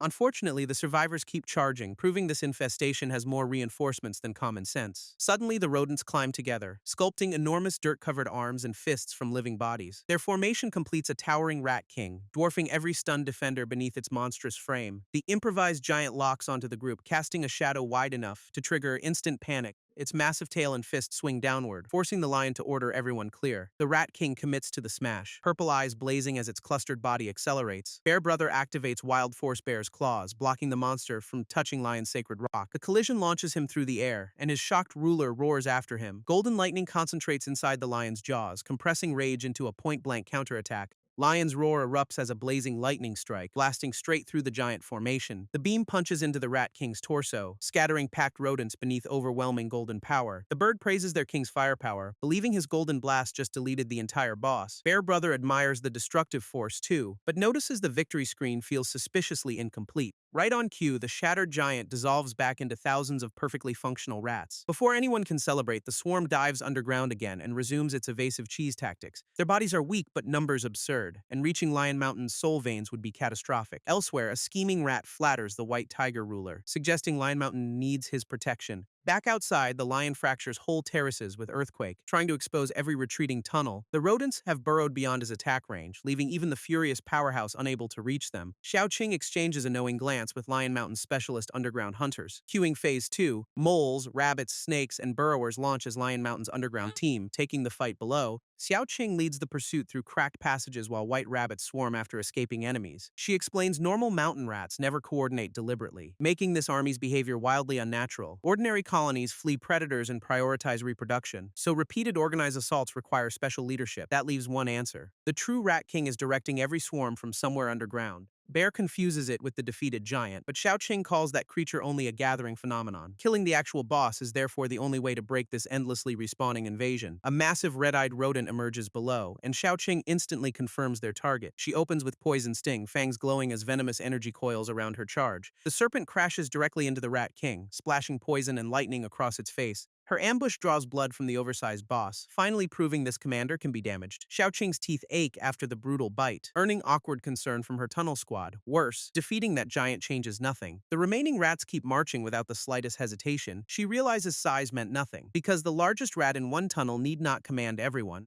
A real mastermind would hide among countless bodies, carefully avoiding anything that made him stand out. Meanwhile, ordinary rodents reach glowing energy below, gnawing directly into Lion Mountain's spiritual veins. One attacker bites down greedily, cracking the radiant vein while stolen power floods its body. The absorbed aura mutates that rat into a massive golden beast, confirming the veins are feeding them. System alarms report damaged veins and leaking aura, sending expansion progress into another brutal nosedive. With his territory literally being eaten, the king orders Bear Brother to fetch Mei Hui immediately. The red-haired cultivator arrives in a loose robe, startled by another emergency summon outdoors. Already furious about nightly duty, she demands to know what the shameless big lion wants now. Bear Brother explains rats invaded the mountain, and their king needs her help locating the hidden boss. He clarifies she is not bait for rodents. Her role is drawing out all his sacred fire. Mei Hui remembers nearly dying during his last awakening and questions this dangerously spicy plan. He insists his lust is controllable now, shutting down objections because the mountain has no time. She reluctantly prepares the seduction, privately finding his full lion form much stranger than human form. Double magic of lust activates, surrounding the embarrassed pair with hearts while desire spikes dramatically. The charm ignites Lu Fan's entire mane, transforming his restrained heat into surging holy fire. Connection to Lion Mountain now anchors his body, letting him maintain control despite the overload. Because the Earth Spirit vein is also his lifeline, holy fire condenses around his heart. Holy fire heart lets him route every spark of desire through meridians connected to the mountain.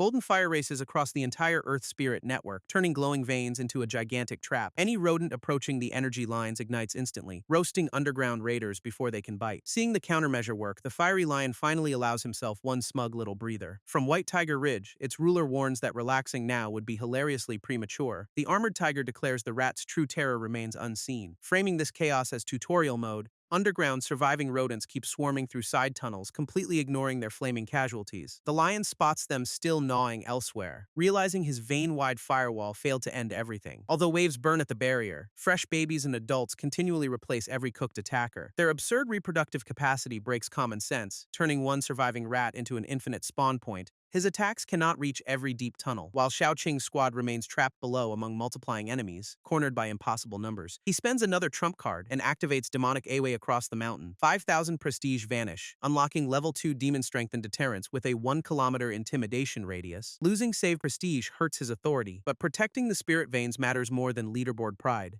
A crushing blue-black aura erupts outward, blanketing monsters above and below with demonic pressure. Bear Brother takes the friendly fire pulse full force, wobbling as terror overrides his heroic posture. Birds and beasts everywhere freeze or collapse, proving the indiscriminate debuff hits allies too. The system awards huge suppression and extra strength, then docks merit for accidentally injuring 589 allies. Annoyed by the clumsy technique, he immediately asks where the hidden enemy is located. Xiaoqing resurfaces weakly with surviving tunnel fighters. While her worried ruler checks her condition, Xiaoqing claims she is fine, explaining demonic nightmares sometimes release pressure despite constant guard duty. She promises to resume hunting the true Rat King, but her ruler stops the exhausted serpent. His awareness cannot identify one rat among millions, and suppression only has a limited window. Xiaoqing asks for another plan because flipping the entire mountain is obviously impossible. He answers with a simple counter-raid philosophy. When enemies attack home, smash their home instead. The lion and serpent immediately sprint south, abandoning defense for a high-risk offensive rotation. Expansion was always the real mission, so endlessly resisting rats only plays the enemy's game. Finishing it unlocks Create Life and Move Mountain, a combo capable of expelling every invader. Therefore, the true objective becomes White Tiger Ridge, mastermind and final territory needed for completion. The White Tiger ruler realizes his scheme was exposed, then roars an enthusiastic challenge. Lion Mountain's assembled beasts answer with their own battle cries, turning the ridge into raid night. Golden Lion and Green Serpent charge across the broken ground, leading the entire counterattack forward.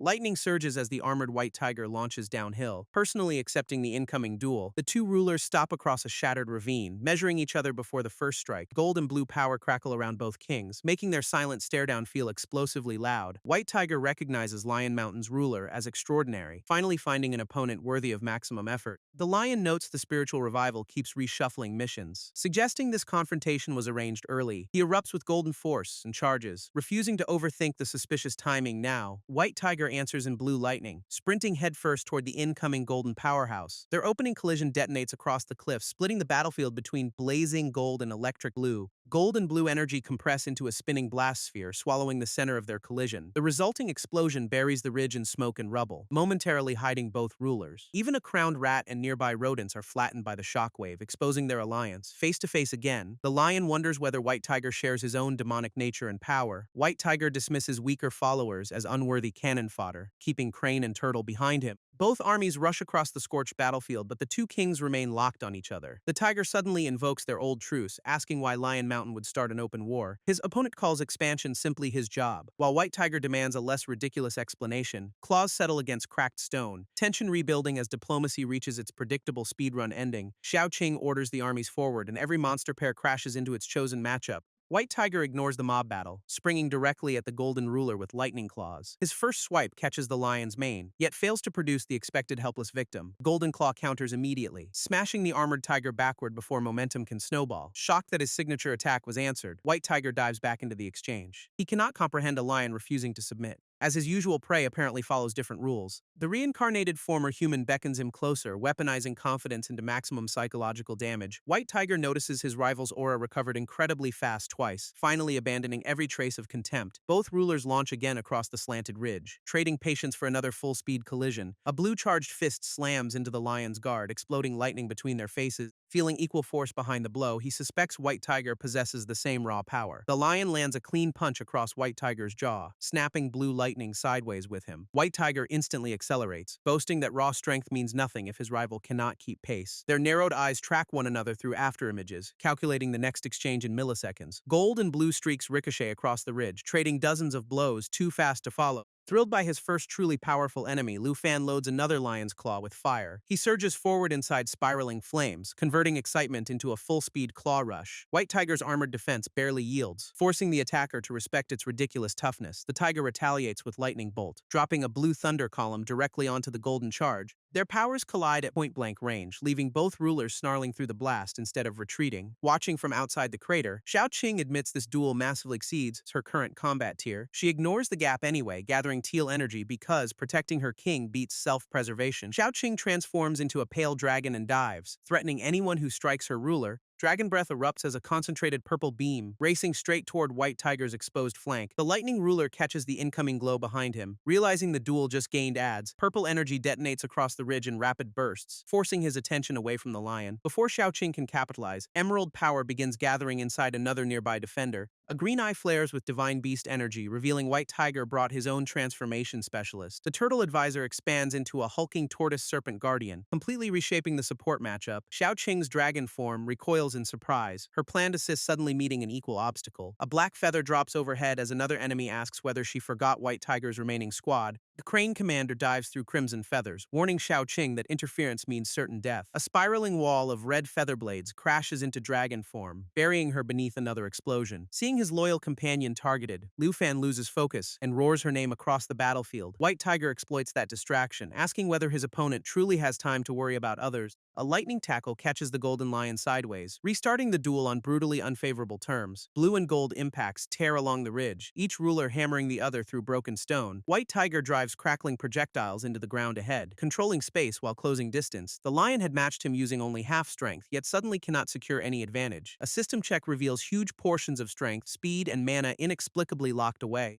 White Tiger smells the fear and declares frightened prey can never defeat its recognized king. He confirms this stat-locking dominance is his personal awakening skill, not ordinary lightning. A colossal black tiger silhouette rises behind him, transforming instinctive fear into supernatural suppression. The Golden Ruler freezes as the ability's rules become clear, finally understanding the invisible debuff. Called Fei Ling, it embodies ancient domination, the mighty teaching vulnerable prey to submit. Once fear enters a victim's mind, superior strength, intelligence, or size cannot break the oppressor's control. Generations of predators and prey reinforced that pattern, until it became a fundamental natural law. White Tiger's awakening weaponizes this inherited instinct, forcing frightened enemies beneath their king. Even a stronger adversary remains suppressed, while one trace of fear toward him survives, declaring the king unbeatable. White Tiger lands another savage blow against the weakened lion. With his strength still locked, the victim confirms White Tiger's fear skill is causing everything. Unable to fight with locked stats, the golden lion retreats briefly to create breathing room. White Tiger mistakes the repositioning for escape, grinning as lightning gathers across his armored back. Two enormous spectral wings unfold from the tiger, carrying the grounded predator effortlessly into the air. The lion discovers his rival can fly, unlocking a deeply personal stack of envy and hatred. White Tiger circles overhead and dives, turning aerial mobility into another unfair boss mechanic. Strangely, the victim's stats remain locked while the displayed limits keep rising during battle. He senses his energy disappearing somewhere, adding resource theft to the already cursed matchup. Xiaoqing spots the worsening situation and calls urgently toward her besieged ruler. She moves to intercept White Tiger, but the tortoise serpent guardian blocks her flight path. The guardian mocks her speed despite his massive shell, confidently accepting the dragon duel. Black water bloom erupts beneath him, spinning polluted green currents into an expanding prison. The freezing tide swallows Xiaoqing whole, dragging her pale dragon body into supernatural darkness. Inside, biting cold suppresses her strength, revealing this water carries a nasty debuff of its own. Refusing to be trapped, she dismisses the technique as weak and powers up for escape. The Guardian grudgingly admits her flying dragon transformation surpasses his own monster form. Meanwhile, the Crimson Crane streaks past, declaring he will personally finish the airborne threat. Xiaoqing spins into rotation, coiling her huge body into a defensive aerial wheel. The crane's eyes flare purple, tracking her rotation with predatory precision instead of panicking. A concentrated pink beam catches the spinning dragon, blasting across her scales at high speed. She twists clear, but the crane boasts his diamond-hard beak remains the real finishing weapon. The crane boasts that rapid rotation makes his beak Baihu Ridge's strongest spear, backed by the mightiest shell. With black water steadily draining spiritual energy, the support duo declares Xiaoqing's defeat mathematically guaranteed. Cornered, the dragon activates Cloud Dragon Illusion, wrapping the battlefield inside luminous mist and coils. Dark clouds swallow every combatant while stray lightning flashes through the suddenly unreadable arena. The Tortoise Guardian loses sight of everything, realizing his opponent deployed a deliberately deceptive trick. His green eye turns purple as hallucinogenic energy quietly hijacks what the armored beast perceives. A pale dragon seemingly coils around his shell, provoking outrage at the the attempted restraint. He cannot understand how she penetrated black water, while phantom fangs scrape across his defense. Confident his shell absorbs every attack, the Guardian dismisses her apparent breakthrough as useless. The illusion suddenly flips his enormous body, exposing the underside he assumed perfectly protected. Black coils tighten around the helpless tortoise, turning his legendary shield into an oversized prison. He sees a black snake instead of the azure dragon. Confirming his senses are completely compromised, Xiao Qing reveals hallucinogenic venom fills the mist, exploiting the Guardian's unwieldy transformed body. The Crimson Crane spots his struggling partner and dives through the haze to provide backup. Believing an enemy blocks him, the enraged Spearbeak charges with enough force to kill. The tortoise screams for his brother to wake up, but hallucination has already selected its target. Crimson energy erupts as the crane completes his dive, striking the silhouette directly ahead. Reality returns too late. The supposedly invincible beak has brutally wounded his own tortoise ally. The horrified crane recognizes the illusion and calls for Turtle Brother. Finally seeing the friendly fire disaster, Xiaoqing calmly congratulates that powerful beak, serving maximum sarcasm after engineering the hit. Xiaoqing gathers a final purple sphere, deciding only maximum output can crack their combined defense. Black water contamination cripples the crane's power, leaving him exposed and furious inside the lingering mist. Dragon Breath fires at full strength, engulfing the hallucinating support duo in a colossal violet beam. The blast scrapes the ridge clean, leaving purple sparks and smoke where both defenders stood, barely upright. Xiao Qing turns toward her ruler and announces she finally cleared his flank. Her confident report breaks into concern when the distant gold and blue duel keeps detonating. The exhausted dragon drops back into green snake form, collapsing while smoke rolls across the battlefield. Meanwhile, Golden Lion Shield absorbs White Tiger's relentless claw barrage without yielding a centimeter.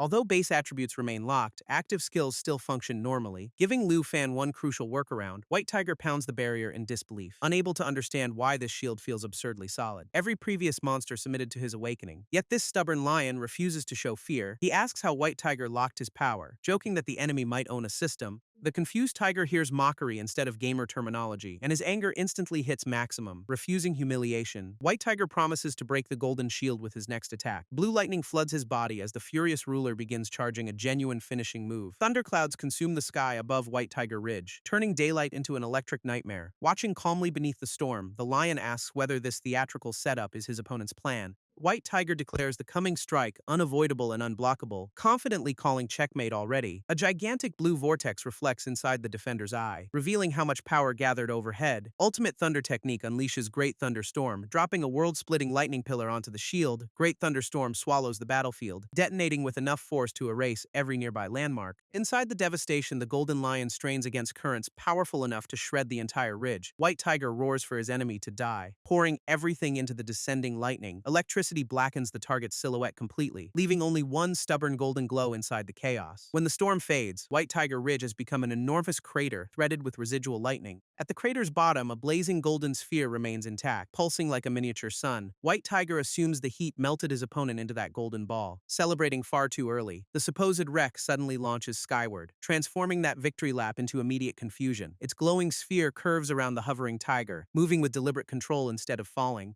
That impossible maneuver blindsides White Tiger, who finally realizes his target survived the finisher. A long golden horn punches through the sphere as purple lightning crawls across the new form. The lion emerges completely transformed, armored in metallic gold and wielding a blazing energy sphere. He calls the result amazing, grinning while stolen electricity harmlessly dances across his armor. Attack heat plus vapor from Xiao Qing and Lao Shu's battle created perfect thunderstorm conditions. His conductive metallic body converted the lightning, baffling White Tiger with absolutely zero visible damage. The blazing golden sphere is his devil pill, revealed with appropriately smug boss energy. White Tiger freezes, realizing this bizarre upgrade has flipped their entire matchup against him. System confirms devil pill, thunderstorm attribute, thunder flash level 1, and expanded golden mastery. Fresh black thunderclouds gather above the upgraded lion, signaling another celestial scale disaster overhead. He plans earth shifting as a grounded barrier, channeling the coming heavenly lightning safely downward. Heavenly current snakes across the ruined ground, and he braces as the next tribulation finally arrives. The system detects massive electrical energy and offers to infuse it directly into his monster core. That explains his abdominal warmth. Newly acquired stats kept nourishing a core, despite White Tiger's lock. Realizing tribulation is mandatory, the power gamer chooses maximum risk and takes lightning head-on. Celestial Thunder manifests his monster core directly, earning White Tiger sincere thanks for the accidental assistance. White Tiger watches this impossible breakthrough and completely loses his royal composure entirely. He charges again, promising murder, while his upgraded opponent dismisses the attack as useless. The Golden Ruler pauses mid-boast, sensing his new form still carries one extremely annoying limitation. White Tiger rockets forward with a lightning-coated claw, eager to exploit that sudden hesitation. The claw lands squarely, jolting the Golden Fighter before he can finish his sentence. He counters immediately, blasting White Tiger backward through the air with raw momentum. Landing amid shattered stone, the Golden Ruler demands an explanation for this ongoing nonsense. Even after condensing his golden core, every base statistic remains chained by the fear lock. Nearby monsters identify White Tiger's power as a rule. Fearful moment makes victory permanently impossible. He compares it with Manhua's enslavement magic, which turns affected males into obedient servants. White Tiger mocks the newly formed core, insisting those invisible shackles still guarantee his victory. Gathering blue electricity inside his jaws, the airborne tyrant charges another point-blank finisher. Flying thunder cannon erupts downward, becoming a colossal electric beast diving toward its target. The Golden Fighter answers by expanding molten energy, surrounding himself with blazing metallic walls. Metal expansion activates Paradise Cage, catching the roaring thunder cannon inside a golden inferno. Blue lightning floods Paradise Cage, but molten restraints keep rising through the blast. White Tiger stares in horror, unable to understand how his strongest element became useless. Lu explains thunder cannot harm him, while intimidation cannot suppress his non-biological monster core. Powered independently by that core, gigantic golden tendrils erupt and encircle the airborne tyrant. White Tiger suddenly dodges between tightening loops, admitting this prison is seriously troublesome. The ruler commands him to behave, pouring core energy into metal expansion once more. Flaming golden coils multiply across the battlefield, closing every escape route around him completely. Paradise Cage wraps every limb, suspending the shocked tiger inside a blazing knot. Unable to overpower it, White Tiger finally fears he may lose this battle of kings. During his panic, he spots the Rat King sitting far below on the ruined ridge. The chubby-crowned rat wakes, dazed among smoke clouds, looking spectacularly unprepared for command. Still bound overhead, White Tiger desperately calls toward the bewildered rodent for immediate backup. Hearing that title, the Golden Ruler realizes the true swarm leader has casually entered frame. Worse, the underground rat tide has awakened inside Lion Mountain's earth veins after the long delay. With home taking damage, he decides White Tiger must be eliminated without another wasted second. The trapped tiger exposes their connection. Damage to Lion Mountain directly harms its Golden Ruler. He orders the Rat King to bite through the mountain, confusing the selected rodent completely. Lufan asks whether he is truly the Rat King, making the little guy stammer. Instead, the rodent suddenly recognizes the Golden Ruler as king, flipping everyone's assumptions. His golden eye widens at the bizarre response. Sensing this rat's identity contains another twist. A flashback reveals Xiaoqing chases the desperate little rat toward Lion Mountain's hidden chamber. Inside, Lufan's small true body sleeps peacefully on a stone platform, completely unaware. The fugitive slips through a cracked wall, nearly reaching the resting lion before its pursuer. Xiaoqing storms inside and coils around her king, shouting that a rat infiltrated the chamber.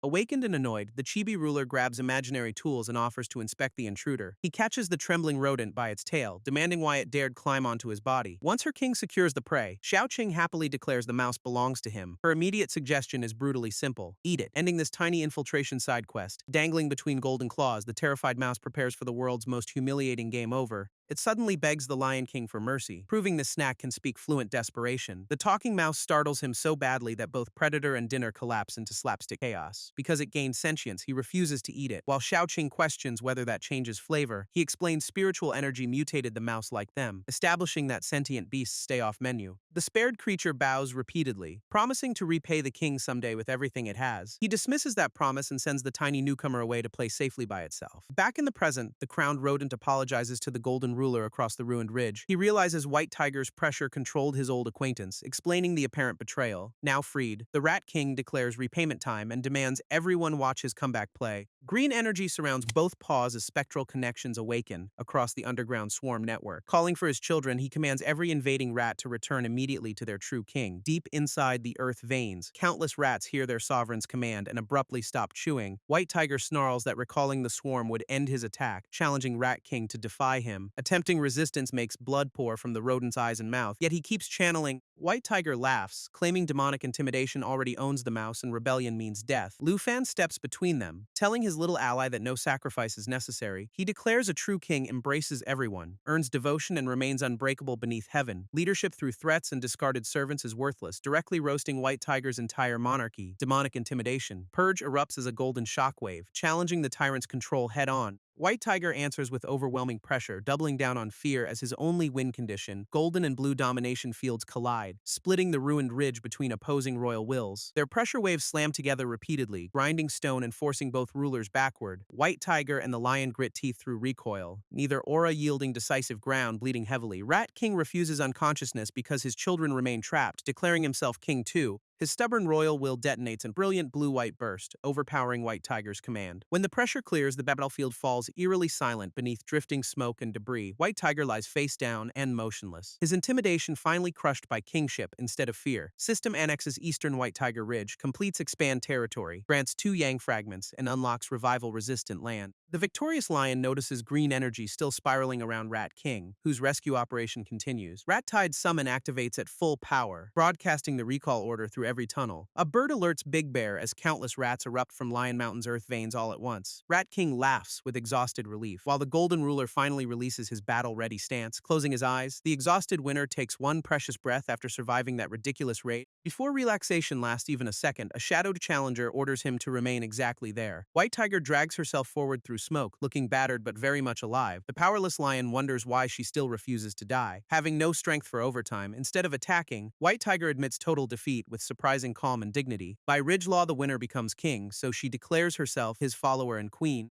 Both Lion King and Rat King scream in synchronized disbelief, absolutely unprepared for this ending. He finally realizes his opponent is female, while she offers Tigress and requests his name. Imagining an unwanted lion-tiger romance route, he immediately raises one paw and refuses the quest. System detects Tigress gifting the entire ridge and requests permission to absorb it into Lion Mountain. Meanwhile, helicopters and armored vehicles assemble outside the newly emerged entrance to Red Umbrella Ruins. Su Ling joins as Strong Organization's exploration recorder. While Shen Shuang serves on the field team, the expedition faces a colossal vine-covered ruin, its ancient columns vanishing into darkness overhead. Armed explorers descend between crumbling pillars, entering the cavernous structure in a tight formation. Shen Shuang keeps her pistol ready beside Su Ling, who carries a blade and recorder. A huge teammate casually grabs the gun, mocking modern firearms as outdated toys for little girls. Zhu Tao, a Tier 2 martial artist and B-rank awakener, warns that misfires could damage treasure. He flexes shamelessly, declaring spiritual energy the only real king in this revival era. Then he crowds both women, promising protection while receiving maximum awkward silence and nervous laughter. As Zhu Dao reaches towards Su Ling, she privately promises to remove any hand touching her. Before she acts, a gloved teammate smacks Zhu Dao for flirting during an active ruin crawl. Leader Wang Chong reveals construction group explorers entered earlier and were completely wiped out before full emergence. Chasen Zhu Dao asks why the company still wants everyone risking death inside this place. Wang answers with the real prize, a newly awakened inheritance hidden somewhere within the ruins.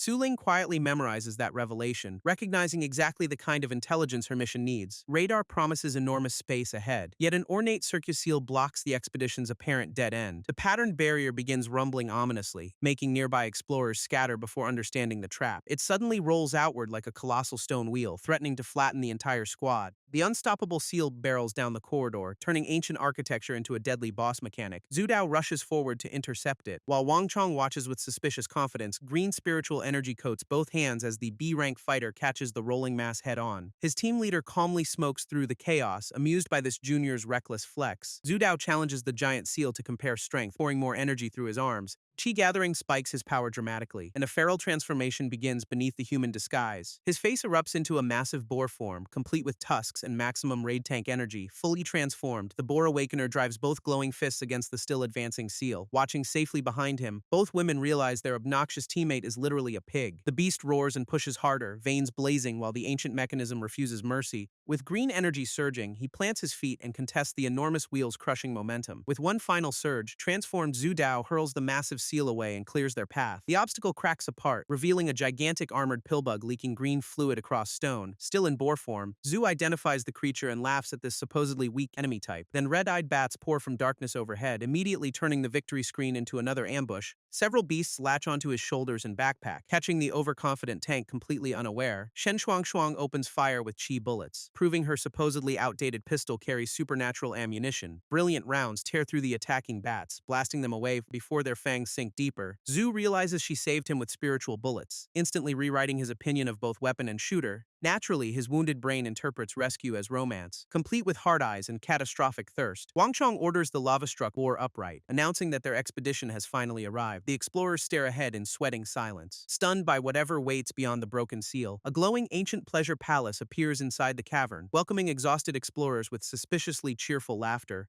A richly dressed hostess leans from the red balcony, delighted that fresh customers finally arrived. More courtesans wave their fans and announce open business, making the entire squad question reality. Zhu Dao stares with undisguised wonder, his raid priorities instantly abandoning treasure and survival. Su Ling studies the impossible establishment, recognizing this cheerful reception as deeply suspicious. The transformed boar charges toward the women with heart-shaped eyes, ignoring every obvious trap flag. Wang Chong senses something wrong and moves after him before lust causes a total party wipe. Zhu insists the beauties are their clear stage reward because apparently no man should ever retreat. A courtesan embraces the massive boar and praises his sturdiness, sealing the bait with expert charm. Wang Chong cannot explain how courtesans cross the distance instantly, since he never looked away. The palace still stands far ahead, confirming the welcoming women teleported without any visible movement. Across the corridor, every male explorer is suddenly paired with an affectionate hostess, triggering immediate alarm. Seductive attackers press against blushing soldiers, disguising their supernatural ambush as playful hospitality. Wang's narrowed eyes catch the inconsistency, and the team leader finally identifies an active illusion trap. Meanwhile, love-struck Zhu Tao happily cuddles his hostess, offering the monster unrestricted access. Her smile exposes sharp hidden fangs, revealing something much hungrier beneath the courtesan disguise. Green essence pours from the boar awakener into her mouth, draining him while he laughs helplessly. Too late, Zhu realizes the woman is devouring his yang energy instead of flirting. Growing weaker by the second, he spots Wang Chong and begs the captain for rescue. Blue-green flames engulf his body as the desperate boar screams for someone to save him. Nearby explorers collapse under identical drains, their glowing eyes showing how thoroughly charm hijacked them. One surviving fighter launches a purple energy punch at the courtesans, trying to break their feeding circle. The women effortlessly seize him too, converting that heroic charge into another buffet delivery. Wang Chong finally charges through the chaos, ordering every disguised predator to stop immediately. Raging Ironhead activates, coating his body in crackling blue power as he storms for a purple-robed beauty intercepts him with an intimate embrace. Testing whether charm can bypass his defenses, Wang answers by hurling her aside, rejecting the seduction with one electrically reinforced swing. Standing firm beneath blue arcs, he declares their crooked tricks completely useless against him. The fallen courtesan smiles instead of panicking, delighted that this customer is unusually hard. The courtesan reveals that making powerful men soft is her specialty, pressing glowing charm against Wang's chest. For the first time, Wang Chong sweats and asks exactly what this demon plans to do. She answers by slowly licking her lips, weaponizing silence more effectively than any exposition. His blood rushes toward the lower dantian, denying the iron needed to maintain bodily metallization. A scream echoes beneath the glowing palace, confirming seduction trap has breached his defense. Seeing the team collapse, Su Ling decides she must reach nearby Lion Mountain and report everything. Life character formula activates Yin soul transformation, turning her consciousness into cold blue spiritual fire, spectral hands separate from flesh, letting the infiltrator attempt a soul state escape from the cavern. The purple courtesan catches that ghostly arm and yanks her back, casually ordering her to stay. Su Ling freezes because an enemy just physically grabbed her supposedly intangible spiritual yin soul. That impossible contact makes her suspect. The courtesan shares some related soul nature or cultivation. The predator calls everyone sisters and declares that anyone entering this palace never leaves. Meanwhile at Lion Mountain, the story cuts back to a very different kind of danger. The exhausted golden lion sits awkwardly, already regretting whatever conversation begins after his victory. Tigress presents mating season as an urgent deadline, warning another chance will take an entire year. She demands immediate consummation, while her newly crowned partner sweats through an entirely different boss fight. According to Tigress, their union would produce the strongest king and let their family rule everything. She accuses him of taking White Tiger Ridge while rejecting the ruler who surrendered it. Cornered, he admits simple inexperience, desperately trying to explain this is not personal rejection. Tigress calls him a novice and launches into aggressively practical feline mating instructions. Cornered by relentless encouragement, the lion wonders whether history is about to record an extremely unusual first.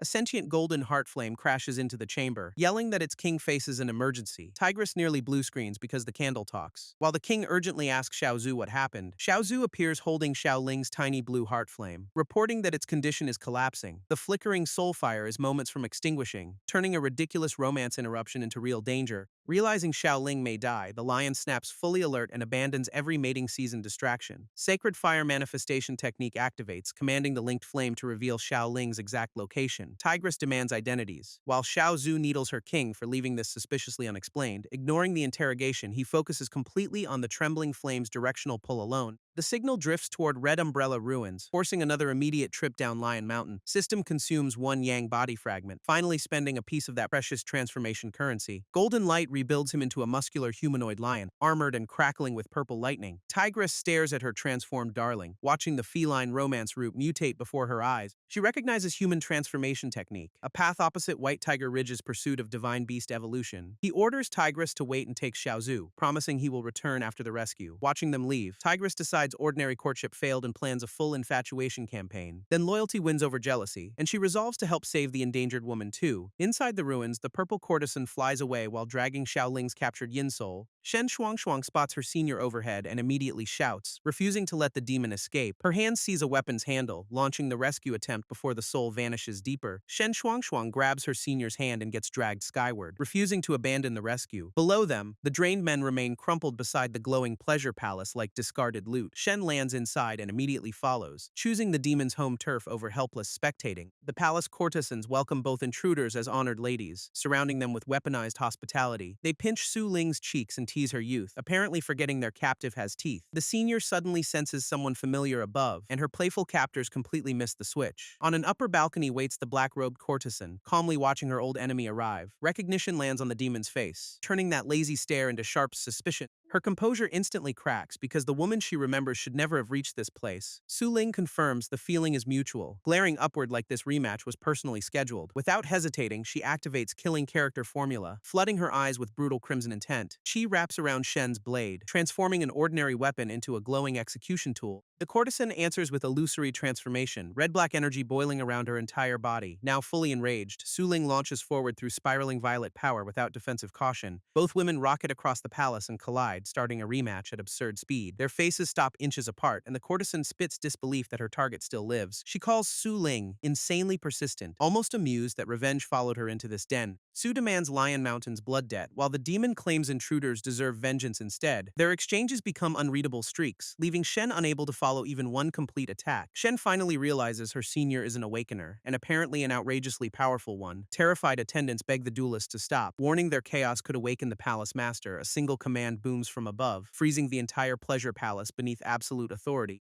Both fighters halt mid-rage, suddenly united by the deeply concerning voice controlling this dungeon. Bilu appears, introduced as the ancient ruins Qingyi Pavilion Master and final boss Energy Incarnate. The black-robed courtesan drops her aggression and respectfully addresses the newcomer as Big Sister. Every courtesan bows in formation, confirming Bilua commands this entire honey trap faction. Su Ling watches silently, measuring the smiling master before making another dangerously expensive move. Bilua releases monstrous demonic pressure, and the entire hall darkens beneath suffocating red energy. Even killing character formula buckles, warning Su Ling that this opponent exists on another tier. Her estimate gets worse, because Bilua may have cultivated for several thousand years. A direct fight now looks like instant dismemberment, so survival requires diplomacy over stubborn revenge. Su lowers her weapon, respectfully apologizes for trespassing, and requests permission to leave peacefully. Shen joins the performance, insisting they were merely sightseeing and absolutely not speedrunning disaster. Bilua laughs at their suddenly eloquent excuse, apparently entertained by the emergency charisma check. She agrees to release the intruders, then adds one condition with suspiciously perfect timing. The pavilion master asks whether Su Ling can also release her from this prison. That request resets Su's combat brain, because she never captured this ancient monster. Bilu explains her soul is bound here, and Su's inherited legacy might provide freedom. Su glances toward the black-robed enemy, trying to determine exactly which woman the master means. She cautiously warns Big Sister that the supposed helper may be receiving wildly inflated credit. The temporary truce lasts seconds, because Su and the black-robed demon immediately resume their insult tournament. Biluo orders all three women to follow, leaving the rivals grinding foreheads behind her. Walking deeper, she recalls being a wealthy family's daughter, implicated in rebellion and sold into Qingyi Pavilion. Her first customer night filled the pavilion with lights, celebrations, and a madam counting future profits. Bilua only wanted to preserve her purity, secretly preparing a knife and choosing death instead. Before she could strike, a nervous young scholar unexpectedly stumbled through her bedroom door. One look completely derailed the suicide plan, and she fell deeply in love with him.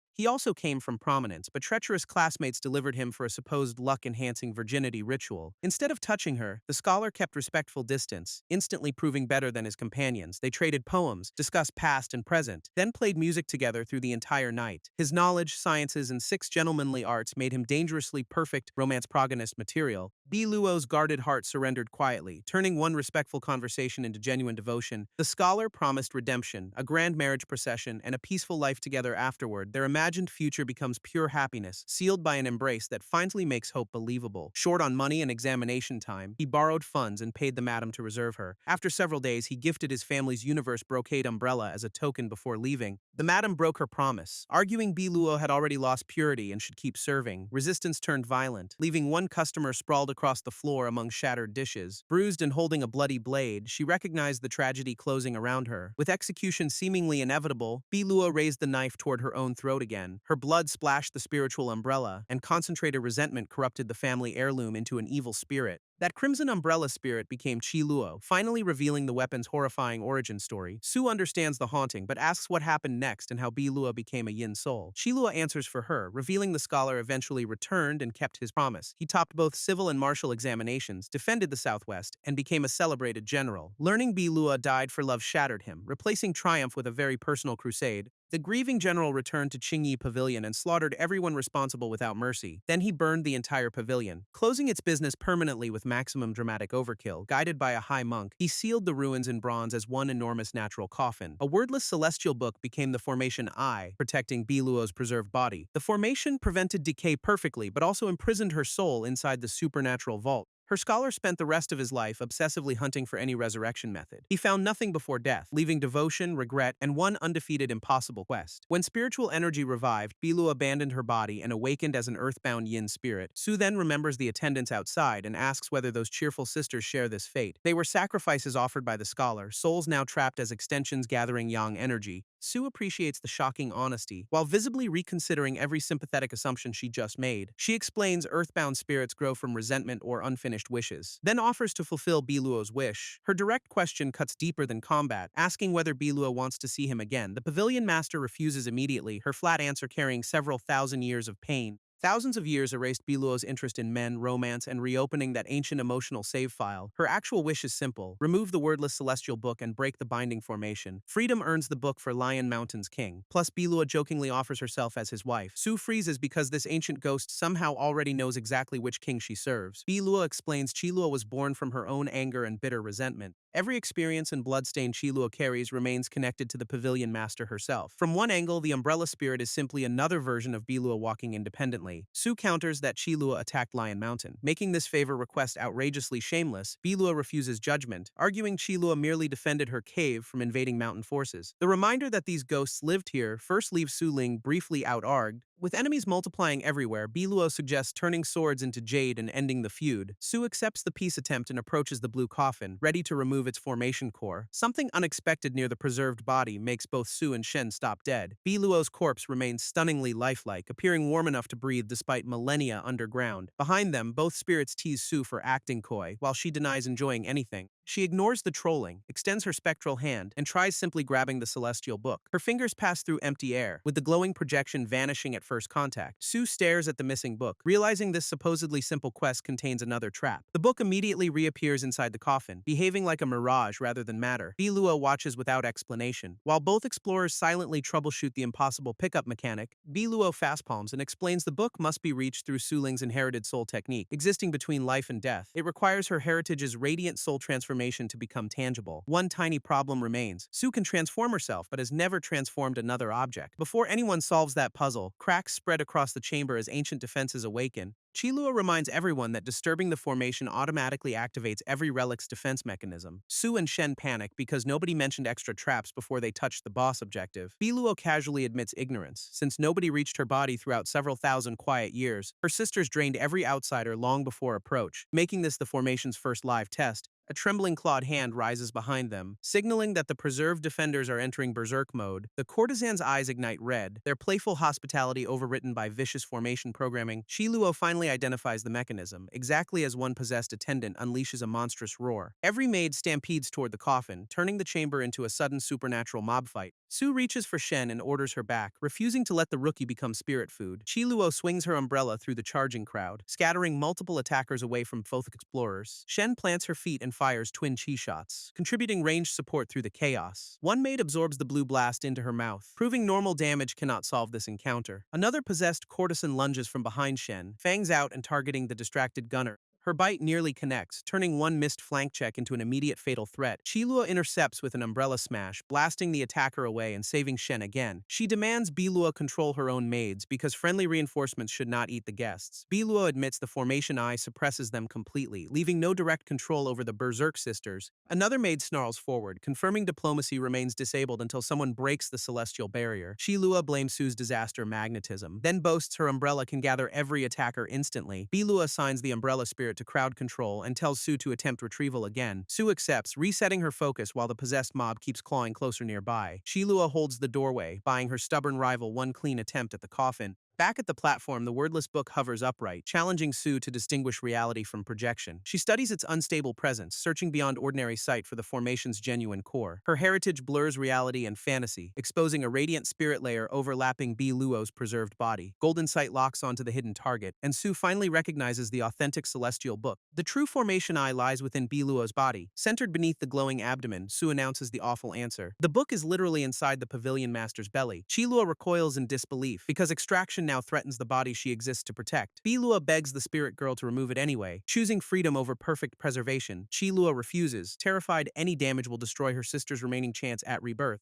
Bilua calls the past unrecoverable and says she now wants escape from endless suffering. Then she challenges Su to prove her inheritance. Embracing whatever consequence finally follows, Su accepts the responsibility, turning back toward the coffin with newly hardened resolve. Golden light floods her spectral body, activating the Heritage's radiant form at full power. She begins by making dream into reality, pushing transformed hands through Bilua's body. Within the corpse, Su converts the intangible core into matter and finally grips the book. Sweat gathers as she maintains both transformations, balancing reality, fantasy, and one forbidden extraction. A final wrist flick materializes her hand completely, pulling the celestial book from empty space. Su celebrates with the glowing blue prize secured, successfully clearing the impossible retrieval mechanic. Immediately, purple crystal fractures race across Bilua's preserved body as the coffin destabilizes. The ancient shell explodes into drifting shards, and Su realizes victory deleted the entire preservation system. Bilua expected this collapse and calmly orders everyone to flee before the ruins finish breaking. Chilua warns escape remains messy because destroying the formation eye made its defenders even stronger. The Berserk maids accelerate with greater ferocity, converting a successful quest into nightmare evacuation mode. One claws through Chiluo's guard, forcing the umbrella spirit into a desperate close-range block. Her counterattack erupts in a bright streak, barely knocking the empowered attacker off course. Shen aims ahead while Su's Yin Soul guards her back, creating a mobile two-layer defense. With the seal finally broken, Su argues this is their only chance to escape together. Bilua leads the sprint, and the whole improvised party charges through collapsing pavilion corridors. Behind them, the possessed attendants mutate into a roaring spectral swarm and continue pursuit. Daylight appears at the tunnel's end, turning the approaching exit into everyone's favorite objective marker. Bilua runs silently, processing that thousands of imprisoned years are ending with this sprint. Four silhouettes burst from the vine-covered ruin entrance, finally reaching the outside world. Under open sky, Bilua smiles because the ancient ruin can no longer contain her. She carries exhausted Shen, while Su urges the newly freed pavilion master to keep running. Bilua calls Su a beautiful spirit and finally asks who this suspicious rescuer actually is. Su identifies Lion Mountain behind them, warning that released demons would bring unimaginable consequences. Killing character formula ignites again, and she decides to erase the swarm before it spreads. Bilua watches the lone spirit prepare battle, silently weighing whether freedom justifies abandoning her. Responsibility wins, so Bilua stays. While Chilua refuses to leave her sister behind, Shen requests evacuation before the three supernatural women start fighting like full-scale goddesses. The empowered spirit swarm pours from the tunnel, filling the entrance with a purple nightmare wall. A colossal shadow suddenly falls across Su, announcing backup far larger than anyone expected. One bestial roar erupts behind her, carrying golden force and crackling thunder into the swarm. Lufan arrives in humanoid form, unleashing Thunder Golden Lion's roar like an area-clearing ultimate. Every pursuing maid takes the shockwave head-on, red eyes widening as lightning floods their ranks. The entire horde is blasted backward through violet electricity, helpless against this absurd rescue entrance. Smoke clears around the muscular lion warrior, whose transformed body still radiates storm power. The cave entrance empties completely, replacing the advancing mob with dust and stunned silence. He asks whether his little one is safe, and Su tearfully greets her king. Biluo immediately measures him as 10 times stronger than during Chiluo's earlier battle. Even her 1,000 years of cultivation would struggle against that hit. Turning confidence into caution, Chilua protests that spirits should ignore physical attacks, while the lion bluntly asks their plan. He grabs the umbrella spirit by her face, instantly ending any attempt at evasive diplomacy. Recognizing Chilua, he reminds her that mercy was already granted and threatens consequences for ingratitude.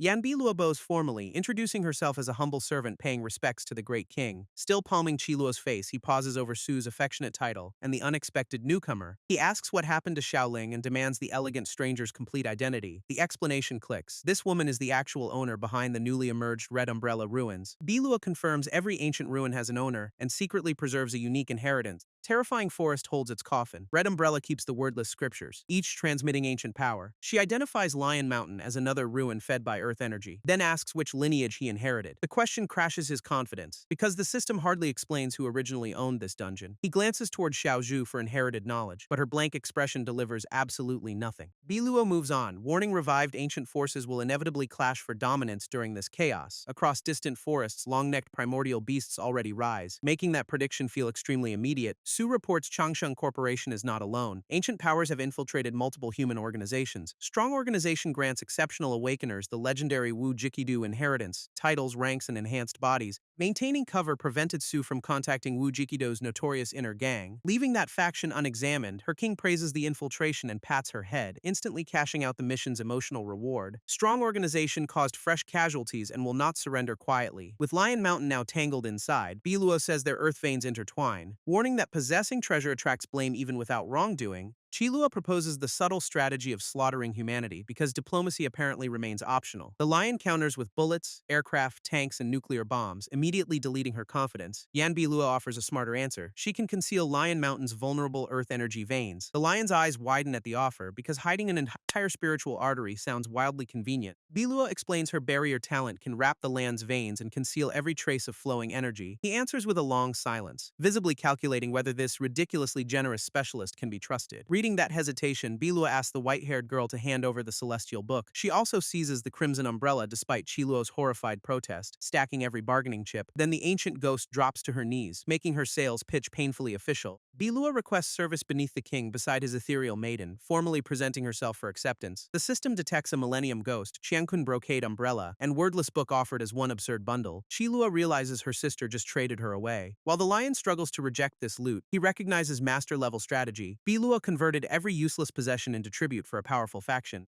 Opening the prize reveals completely blank pages, making its legendary reputation look suspiciously scammed here. The system awards 2 understanding points merely for reading it, then refuses to explain the joke. He suspects higher intelligence changed his perception. Cautiously studying the empty-looking pages again, faint golden characters slowly sharpened before his eyes, proving the supposed blankness was actually a filter. The hidden scripture finally becomes readable, and whatever he sees immediately wipes away every complaint. Morning breaks over the forest as the ruin party starts returning toward Lion Mountain. From a rocky overlook, a silent watcher tracks the king, Su, Biluo, and their companions. The watcher is Tigress, whose narrowed eyes suggest the new female recruit has already triggered suspicion. She slips back from the cliff without confronting anyone, leaving that jealousy encounter queued for later. At Lion's Den, someone calls for White Tiger while a blonde humanoid figure enters the chamber. Inside the empty den, the transformed lion searches for Tigress and wonders whether she already left. A suspicious scent makes him pinch his nose, and the missing queen mystery becomes increasingly embarrassing. He crouches beside a yellow puddle hidden near the wall, reading the retreat clue nobody wanted. Fresh claw marks cover the stone nearby, confirming Tigress departed after leaving one dramatic farewell. His roar begs White Tiger to return, shaking the entire mountain with abandoned husband energy. The returning party enters behind him, and Biluo innocently asks whether this cave is his lair.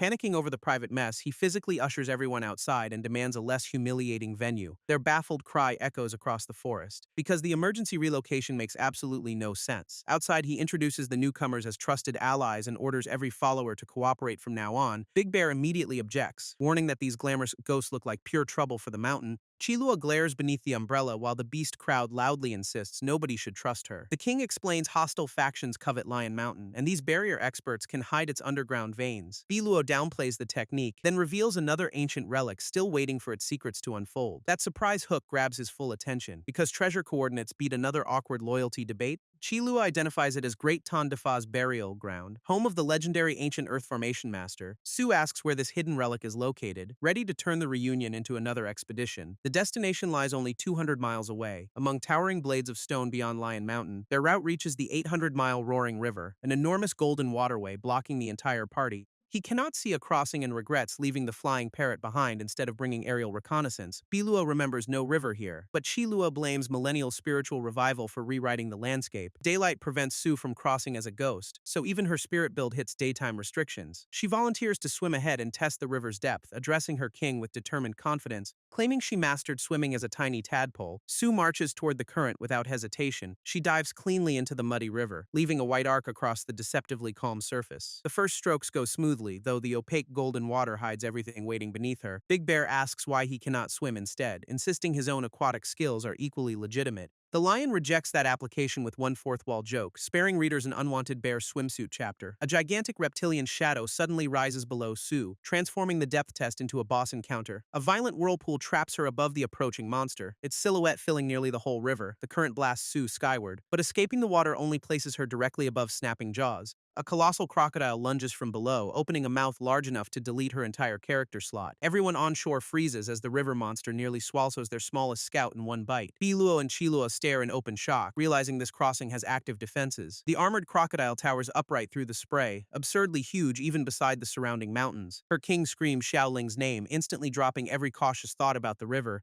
He tears away his cloak and charges the bank, choosing rescue before anyone can formulate strategy. The transformed lion dives after her despite desperate warnings, hitting the brown water like artillery. Underwater, he powers downward through churning bubbles, racing towards Sue and the crocodile's massive shadow. Instead of advancing, his heavy body keeps sinking, and swimming technique suddenly becomes completely irrelevant. He realizes metallic gold grants spectacular defense but zero buoyancy, turning hero mode into anchor mode. More reptilian silhouettes circle through the murk, revealing the first attacker brought an entire raid party. Spotting them just in time, he steadies himself underwater and prepares to weaponize his sinking problem. Red-eyed crocodiles close from every direction, surrounding the motionless golden target with synchronized hunger. The largest beast opens its jaws beside him, expecting one effortless bite from the stranded intruder. He blocks the snap with one arm, and golden sparks immediately punish the crocodile's confidence, grabbing its tail. He turns the river monster into an improvised underwater club against its pack. The first sweeping hit stuns several attackers, their eyes spinning as electric force floods the murk. He keeps swinging crocodiles into crocodiles, creating a ridiculous reptile pinball combo beneath the river. Still gripping one tail, he challenges the remaining swarm while their red eyes tighten around him. A second tail whips across his body, interrupting the combo before momentum can solve everything. He notices several monsters targeting the shore party, while his weight prevents any direct pursuit upward. Changing tactics, he pressures one terrified crocodile into helping, placing the escape plan entirely on it. Onshore, Big Bear and the others suddenly notice the entire river surface surging overhead. A massive wave crashes toward the bank, forcing every follower to brace or dodge the flood. Biluo and Chilua spring upward with the umbrella, escaping before the muddy blast lands. The river smashes through the beasts below, scattering bear, snake, and smaller followers across the ground.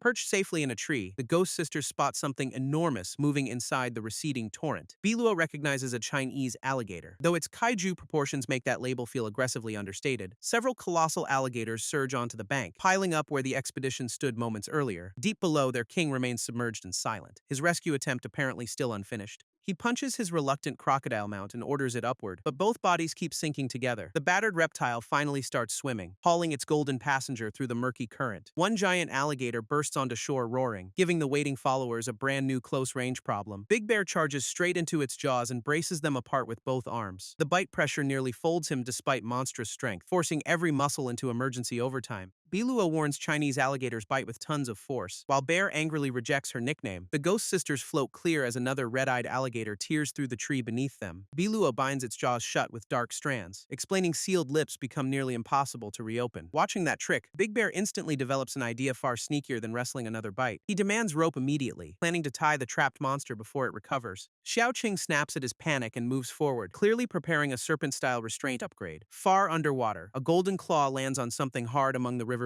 debris. The unexpected contact catches his attention, interrupting the frantic search for Sue beneath the river. He discovers mountains of gigantic skeletons, including remains belonging to numerous high-level monsters. That graveyard confirms the alligators are no random mobs, and everyone above faces lethal danger. Back on shore, the struggling alligator gains leverage against Bear, whose grip finally starts slipping. Its armored tail slams him at point-blank range, launching the powerhouse away like a plush toy. Bear crashes through a tree trunk, proving brute force tanking has officially failed this encounter. Xiaoqing shouts after him as the freed alligator charges, forcing her to intercept alone. The enormous green serpent coils around the attacking beasts, turning her body into living restraints. Xiaoqing tightens her coils around several alligators, but their combined thrashing pushes even her limits. Biluo tries to intervene, yet Qiluo warns direct daylight would burn her sister into dust. Before she risks it, a violent surge erupts from the river and interrupts the rescue argument. Below, the lion activates wordless inheritance, soul art. Skeleton staircase, wrapping himself in violet lightning. The endless riverbed bones prove generations of high-level monsters became trophies for the crocodile rulers. Calling the disaster a hidden blessing, he tests the celestial book's newly revealed soul technique. Purple power floods the graveyard as his hand seal commands every dormant skeleton to respond. Bones snap together from all directions, rebuilding long-dead beasts under one triumphant rise and shine order. The successful resurrection proves the wordless celestial book's inheritance is completely real, not decorative loot. One reanimated beast kneels before its new king, Violet Soullight holding the entire skeleton together. He pets the obedient skull, discovering the terrifying undead minion accepts head scratches like a puppy. Despite mastering spiritual manipulation, he admits one friendly skeleton still cannot solve the buoyancy debuff. The creature nudges his foot insistently, suggesting its usefulness extends beyond emotional support. More skeletons awaken around him, answering the technique until the riverbed becomes an undead army. Their bodies stack into a rising pathway, turning monster remains into an improvised staircase toward daylight. He finally understands the inheritance' intended versatility, because corpse architecture apparently counts as soul mastery. The bone staircase surges upward beneath his feet, carrying him through the current at last. Water and violet soul light spiral around the moving platform, accelerating its climb from the abyss. He rides the skeletal highway upward with one hand planted, finally turning the river's victims into escape power. Wordless inheritance keeps blazing around him, confirming skeleton staircase as the technique's first practical evolution. Xiaoqing and Big Bear look upward in disbelief as their king's strange rescue platform approaches. Qilua recognizes the technique instantly, while even her expression admits the result should be impossible. Biluo names spirit puppetry. Stunned, he deciphered an unwritten ancient art preserved across countless ages. The red-eyed alligators regroup onshore, watching the approaching bone army with fresh predatory focus. He lands dramatically in bone armor as skulls scatter around him, bringing undead cavalry onto dry ground. Violet soul energy rebuilds the fallen remains again, forming skeletal beasts ready for a ground charge. The puppets rush the alligators, but armored tails smash several skeletons apart before they can bite. Biluo warns their hides are nearly impenetrable, making ordinary ghost attacks useless against these tanks. The lion agrees the armor is impressive, then calmly steps into point-blank striking range. His fist punches straight through the open mouth, declaring golden hardness far superior to reptilian defense. The impact splits the attack line and exposes the monster, setting up an immediate finishing combo. Su joins with Fangblade Slash, carving a black arc through the trapped alligator. The wounded beast retreats with its tail curled, leaving him impressed by its remaining raw strength. Demonic pressure floods the survivors, and he commands them to become one tiny seaworthy vessel together. Every alligator freezes under the order, abruptly reconsidering whether continued aggression is worth the respawn timer. Soon the expedition rides a living alligator raft across the river, making the impossible crossing look easy. Qiluo fumes that her millennium-honed spirit puppetry was copied in days, suffering catastrophic seniority damage. Su notices fog gathering around the convoy, replacing clear skies with an unsettling white curtain. Visibility collapses completely, leaving the crocodile vessel drifting blind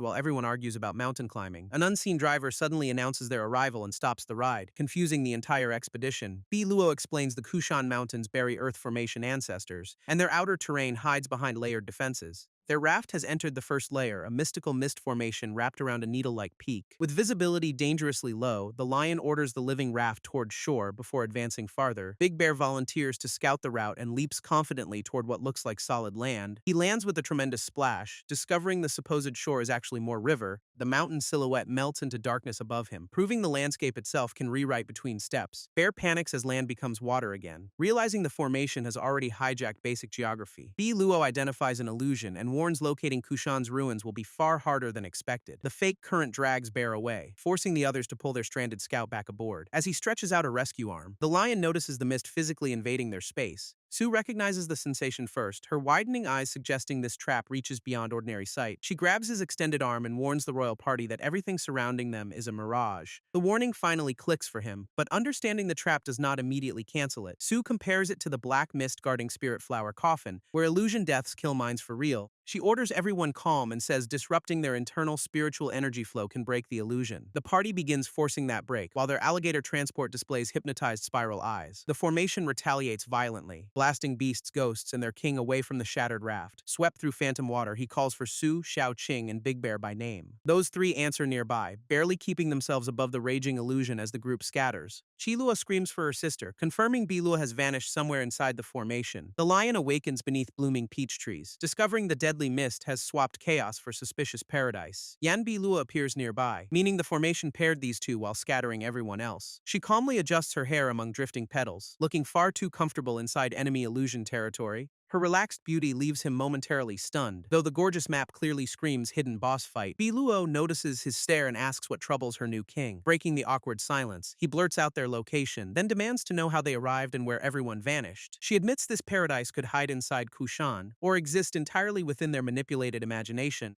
Undeterred, the lion suggests hunting ancient relics first, trusting every scattered teammate to converge there. Biluo warns his overwhelming aura could shake her ghost soul apart, complicating their duo run. He dismisses that problem as easy mode, condensing a brilliant golden orb above one claw. Demon pill power stretches into whirling golden bands, forming an energy tether through the blossom grove. The extended strands loop and reshape at absurd speed, turning raw golden energy into usable gear. Biluo praises the flashy result while gathering the many strands, genuinely impressed by his crafting flex. The bundle proves brutally heavy, yet she hauls it up and declares their road trip active. Elsewhere, the illusion shifts into a blood-red canyon, where an unseen follower shouts for his king. Su Ling reaches the rocky ledge, calling for Xiaoqing and Big Bear through crimson haze. Finding neither king nor companion nearby, she curses this solo dungeon and desperately wishes for backup. Her wish instantly summons Qiluo, umbrella raised, as the spirit calls urgently for her sister, separated from Biluo. Qiluo grumbles that even stinky lions would beat wandering this nightmare alone. The two women finally spot each other across the canyon, giving the scattered party its first lucky regroup. Suling and Qiluo immediately trade hostile stares, each privately calling the other her worst possible teammate. Elsewhere, Big Bear and Xiaoqing admire a bright blue world stretching across endless water. Their illusion lets both companions walk directly over the surface, making the impossible scenery feel wonderfully magical. Big Bear remains skeptical, noting a mountain should actually resemble one before earning that grand title. The mismatched pair keeps trekking across featureless water, unable to locate even a proper mountain outline. Back in Peach Paradise, the lion carries Biluo's golden umbrella, while she walks comfortably beside him. She flirts about flower symbolism and invites her king beneath the umbrella, turning navigation into accidental romance, awkwardly sharing the shade. He wonders whether recruiting this dangerously charming ghost after one meeting was reckless.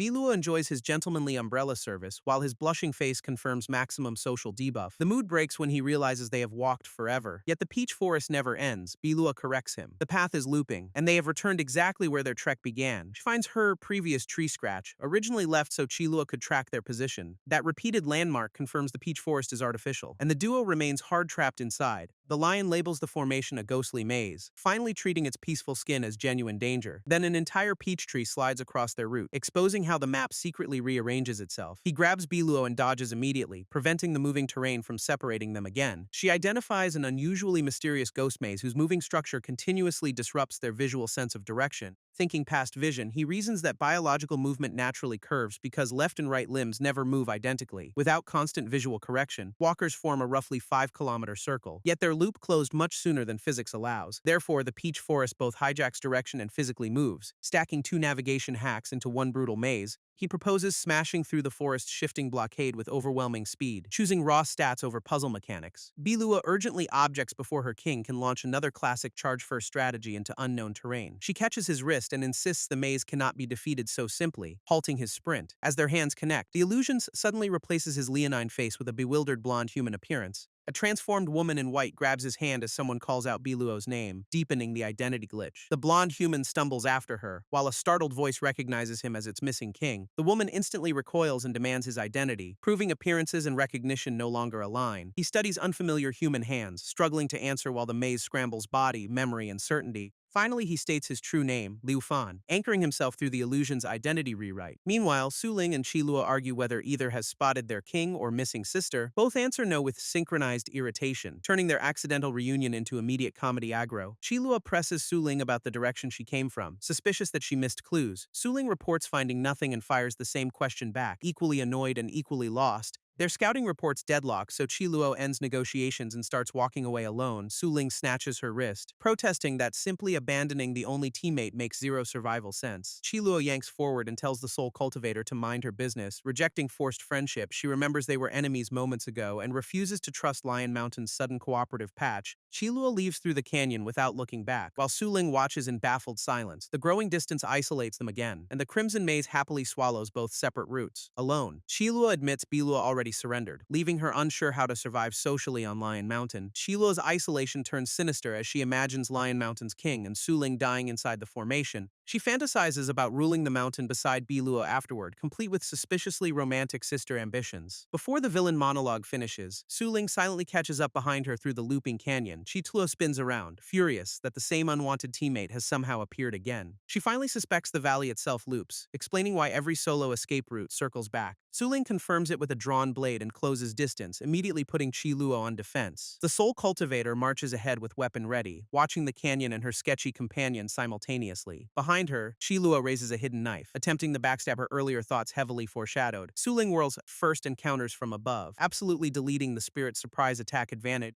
Caught red-handed, Chiluo demands how her intended victim discovered the betrayal before the knife landed. Su Ling noticed their shadows switch positions when they brushed past, exposing the spirit's sneaky movement. She demonstrates with the dramatically stretched shadows, proving the canyon's lighting accidentally betrayed Chiluo's setup. Then she cheerfully stomps her rival's shadow repeatedly, claiming nobody could resist such premium trolling. Back in the grove, the transformed pair stand baffled together while petals continue masking the formation's threat. Seeing his blonde human body still active, the king demands an explanation for the latest reality bug. Luo explains elite formations can conceal space and even control time within their master's domain. She realizes the peach forest manipulates more than distance. The trap is dragging them through time. He looks upward and cautiously asks whether their altered bodies represent something from the past. Biluo confirms her white-robed appearance matches herself 1,000 years ago, then questions his human form. He quietly confirms the blonde man is his former self, proving the maze reconstructs personal history. Before Biluo can explain further, grinding noises spread through the grove and cut off her sentence.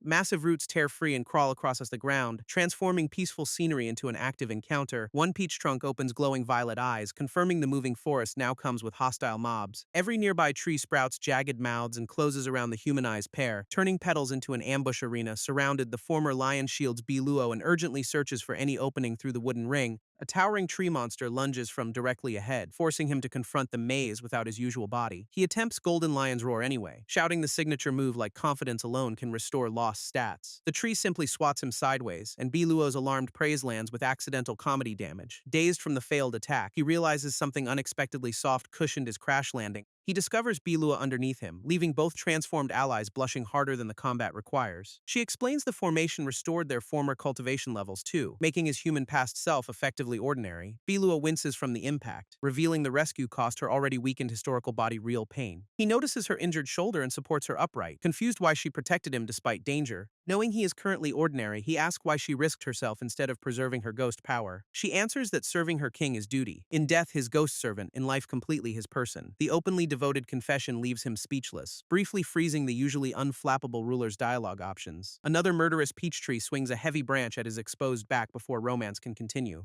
His eyes ignite golden, and raw instinct snaps his supposedly ordinary body into lightning-fast counterattack mode. Biluo stares in disbelief as her king reacts faster than the restored cultivation rules should allow. He catches and tears away the attacking branch bare-handed, proving the temporal nerf cannot fully suppress him. His fingers snap the wooden weapon cleanly, showering bark fragments while the monster's attack collapses mid-swing. The system awards 5 strength for breaking it, confirming its permanent binding ignores the function's time manipulation. A dramatic chapter splash crowns his reborn lion identity, framing the temporal dungeon as another evolution checkpoint. Elsewhere, Xiaoqing and Big Bear angrily trudge across the endless water, exhausted by zero navigation progress. Xiaoqing concludes the unreal horizon may never end and finally suspects they entered an illusion. Big Bear panics at that diagnosis, immediately asking what 2 trapped bruisers should possibly do next. He pokes Xiaoqing's scales to test whether she is also fake, choosing science with maximum danger. Enraged, she coils around him and declares only their king may touch her scales, nearly crushing the researcher. Recovering, Big Bear remembers Lion Mountain's parrot can cast illusions and recalls asking how that technique functions. A completed illusion hijacks all five senses, making false injuries and pain feel entirely real. However, disrupting internal energy flow reflects the technique onto its caster and breaks the sensory prison. Xiao Qing accepts the theory, and the stranded duo prepares to force their energy out of rhythm. Both roar and violently circulate power, splashing the water as golden pressure erupts around them. The burst fades, leaving Xiao Qing and Big Bear sweating awkwardly beneath an unchanged blue sky. Their remembered countermeasure completely fails, proving this ancient formation operates beyond the parrot's ordinary illusion rules. Suddenly, the water beneath them rotates into a huge whirlpool, exposing hidden depth under the walkable surface. Xiao Qing announces they are descending while Big Bear stares, apparently missing the very obvious dungeon entrance. She asks why they can stand on water at all, redirecting his panic toward the clue beneath them. Spotting something below, Xiaoqing dives first and insults Big Bear's intelligence as he scrambles after her. Both companions sink through the false surface into clear depths, finally abandoning the illusion's horizontal maze. The pair bursts through the illusion with a violent splash, their silhouettes suddenly looking suspiciously human. They surface inside a lush forest pool where ordinary trees and a grazing deer replace endless water. A waterfall descends beneath a stone maiden statue, making the hidden sanctuary look peaceful and deliberately crafted.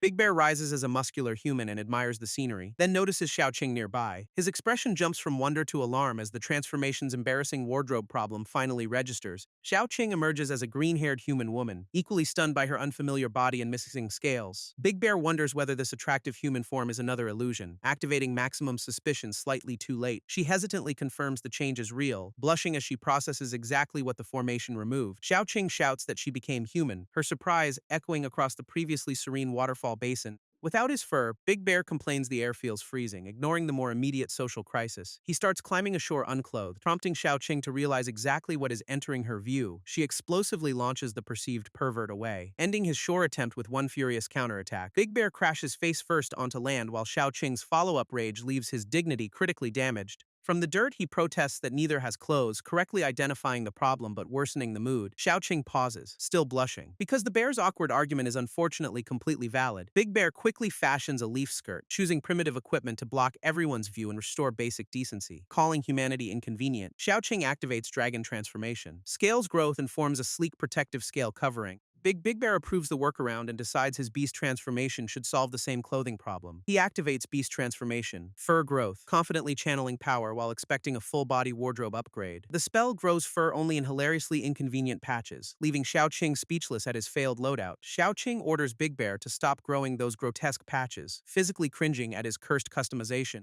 Now partially dressed, they examine the maiden statue and debate whether this beautiful sanctuary remains another illusion. Big Bear suggests testing reality by solving the problem at its root, ominously targeting the statue. Xiaoqing realizes he means demolition and screams for him to stop before he desecrates the monument. A dark figure suddenly drops from above the waterfall, interrupting their argument with perfect dramatic timing. A booted human woman lands before the transformed beasts, and both instantly recognize unexpected danger. Her athletic brown-haired form freezes Xiaoqing, because the newcomer's identity feels intensely familiar despite transformation. One confirming sniff identifies the scent, and Xiaoqing realizes exactly which rival just arrived. She names the human woman White Tiger, exposing Tigress beneath the unfamiliar skin and travel gear. Xiaoqing lunges and accuses Tigress of creating the formation that trapped their entire expedition. Tigress punches back, explaining she was only practicing human transformation before they invaded and threatened the goddess statue. Big Bear watches the two women brawl, completely lost about the newcomer's identity and explosive history. Xiaoqing calls her Lion Mountain's former enemy and mastermind behind the White Tiger invasion, escalating old grudges. Big Bear finally remembers their king brought Tigress home as his wife, making the situation even messier. Xiaoqing immediately punches him for repeating that claim, rejecting the royal marriage rumor with maximum force. The three pause in an awkward triangle, with nobody remotely prepared to explain the relationship chart calmly. Tigress assumes Xiaoqing also wants to steal her husband, turning suspicion into open romantic aggro. Mortified, Xiaoqing demands whose husband she means and insists their king would never choose Tigress. Tigress closes her eyes and quietly says she knows, replacing smug confidence with a surprisingly wounded moment. Xiaoqing hesitates, completely wrong-footed by the admission and suddenly unsure whether another joke is coming. Tigress finally breaks down, sobbing that her husband dislikes her because his preferences clearly favor human women. She reveals the Cloud and Waiter goddess blessed her with this human form, supposedly matching exactly what he likes. Xiaoqing looks toward the waterfall statue and realizes the goddess caused Tigress's transformation, connecting the sanctuary's purpose. Instead of calming down, the dragon woman launches herself at Tigress, taking their rivalry straight into aerial combat. Tigress reaches after her and orders an immediate stop, but neither woman's momentum contains a retreat button. She catches Xiaoqing by the hair mid-flight, producing a spectacularly undignified counter to dragon mobility. Xiaoqing claws back while Tigress holds holds on, and both transformed fighters tumble through the sky together. Their spinning grapple drops toward the ground as Big Bear watches, wisely refusing to enter the matchup. He begs the women to stop making everything harder, offering useless relationship advice from safely outside range. Xiao Qing fires Dragon King's breath at close range, escalating their argument into a genuine ultimate skill clash. Tigress answers with Great Western Heaven 5 Thunder Corrective Law, wrapping herself in violent blue lightning. Breath and thunder collide above the goddess statue, blooming into a massive golden explosion across the sanctuary. Big Bear stares blankly at the blast, having officially lost track of how flirting became artillery. Smoke clears with Xiao Qing sprawled on the ground, confirming Tigress won this chaotic relationship duel. Standing over her, Tigress insists nobody can destroy the goddess while she is present, rejecting Xiao Qing's disbelief. Right on cue, a violent crack splits the sacred statue behind Tigress, instantly sabotaging her dramatic claim. The Cloud and Waiter goddess statue explodes into stone fragments, revealing some outside force just broke the sanctuary's core.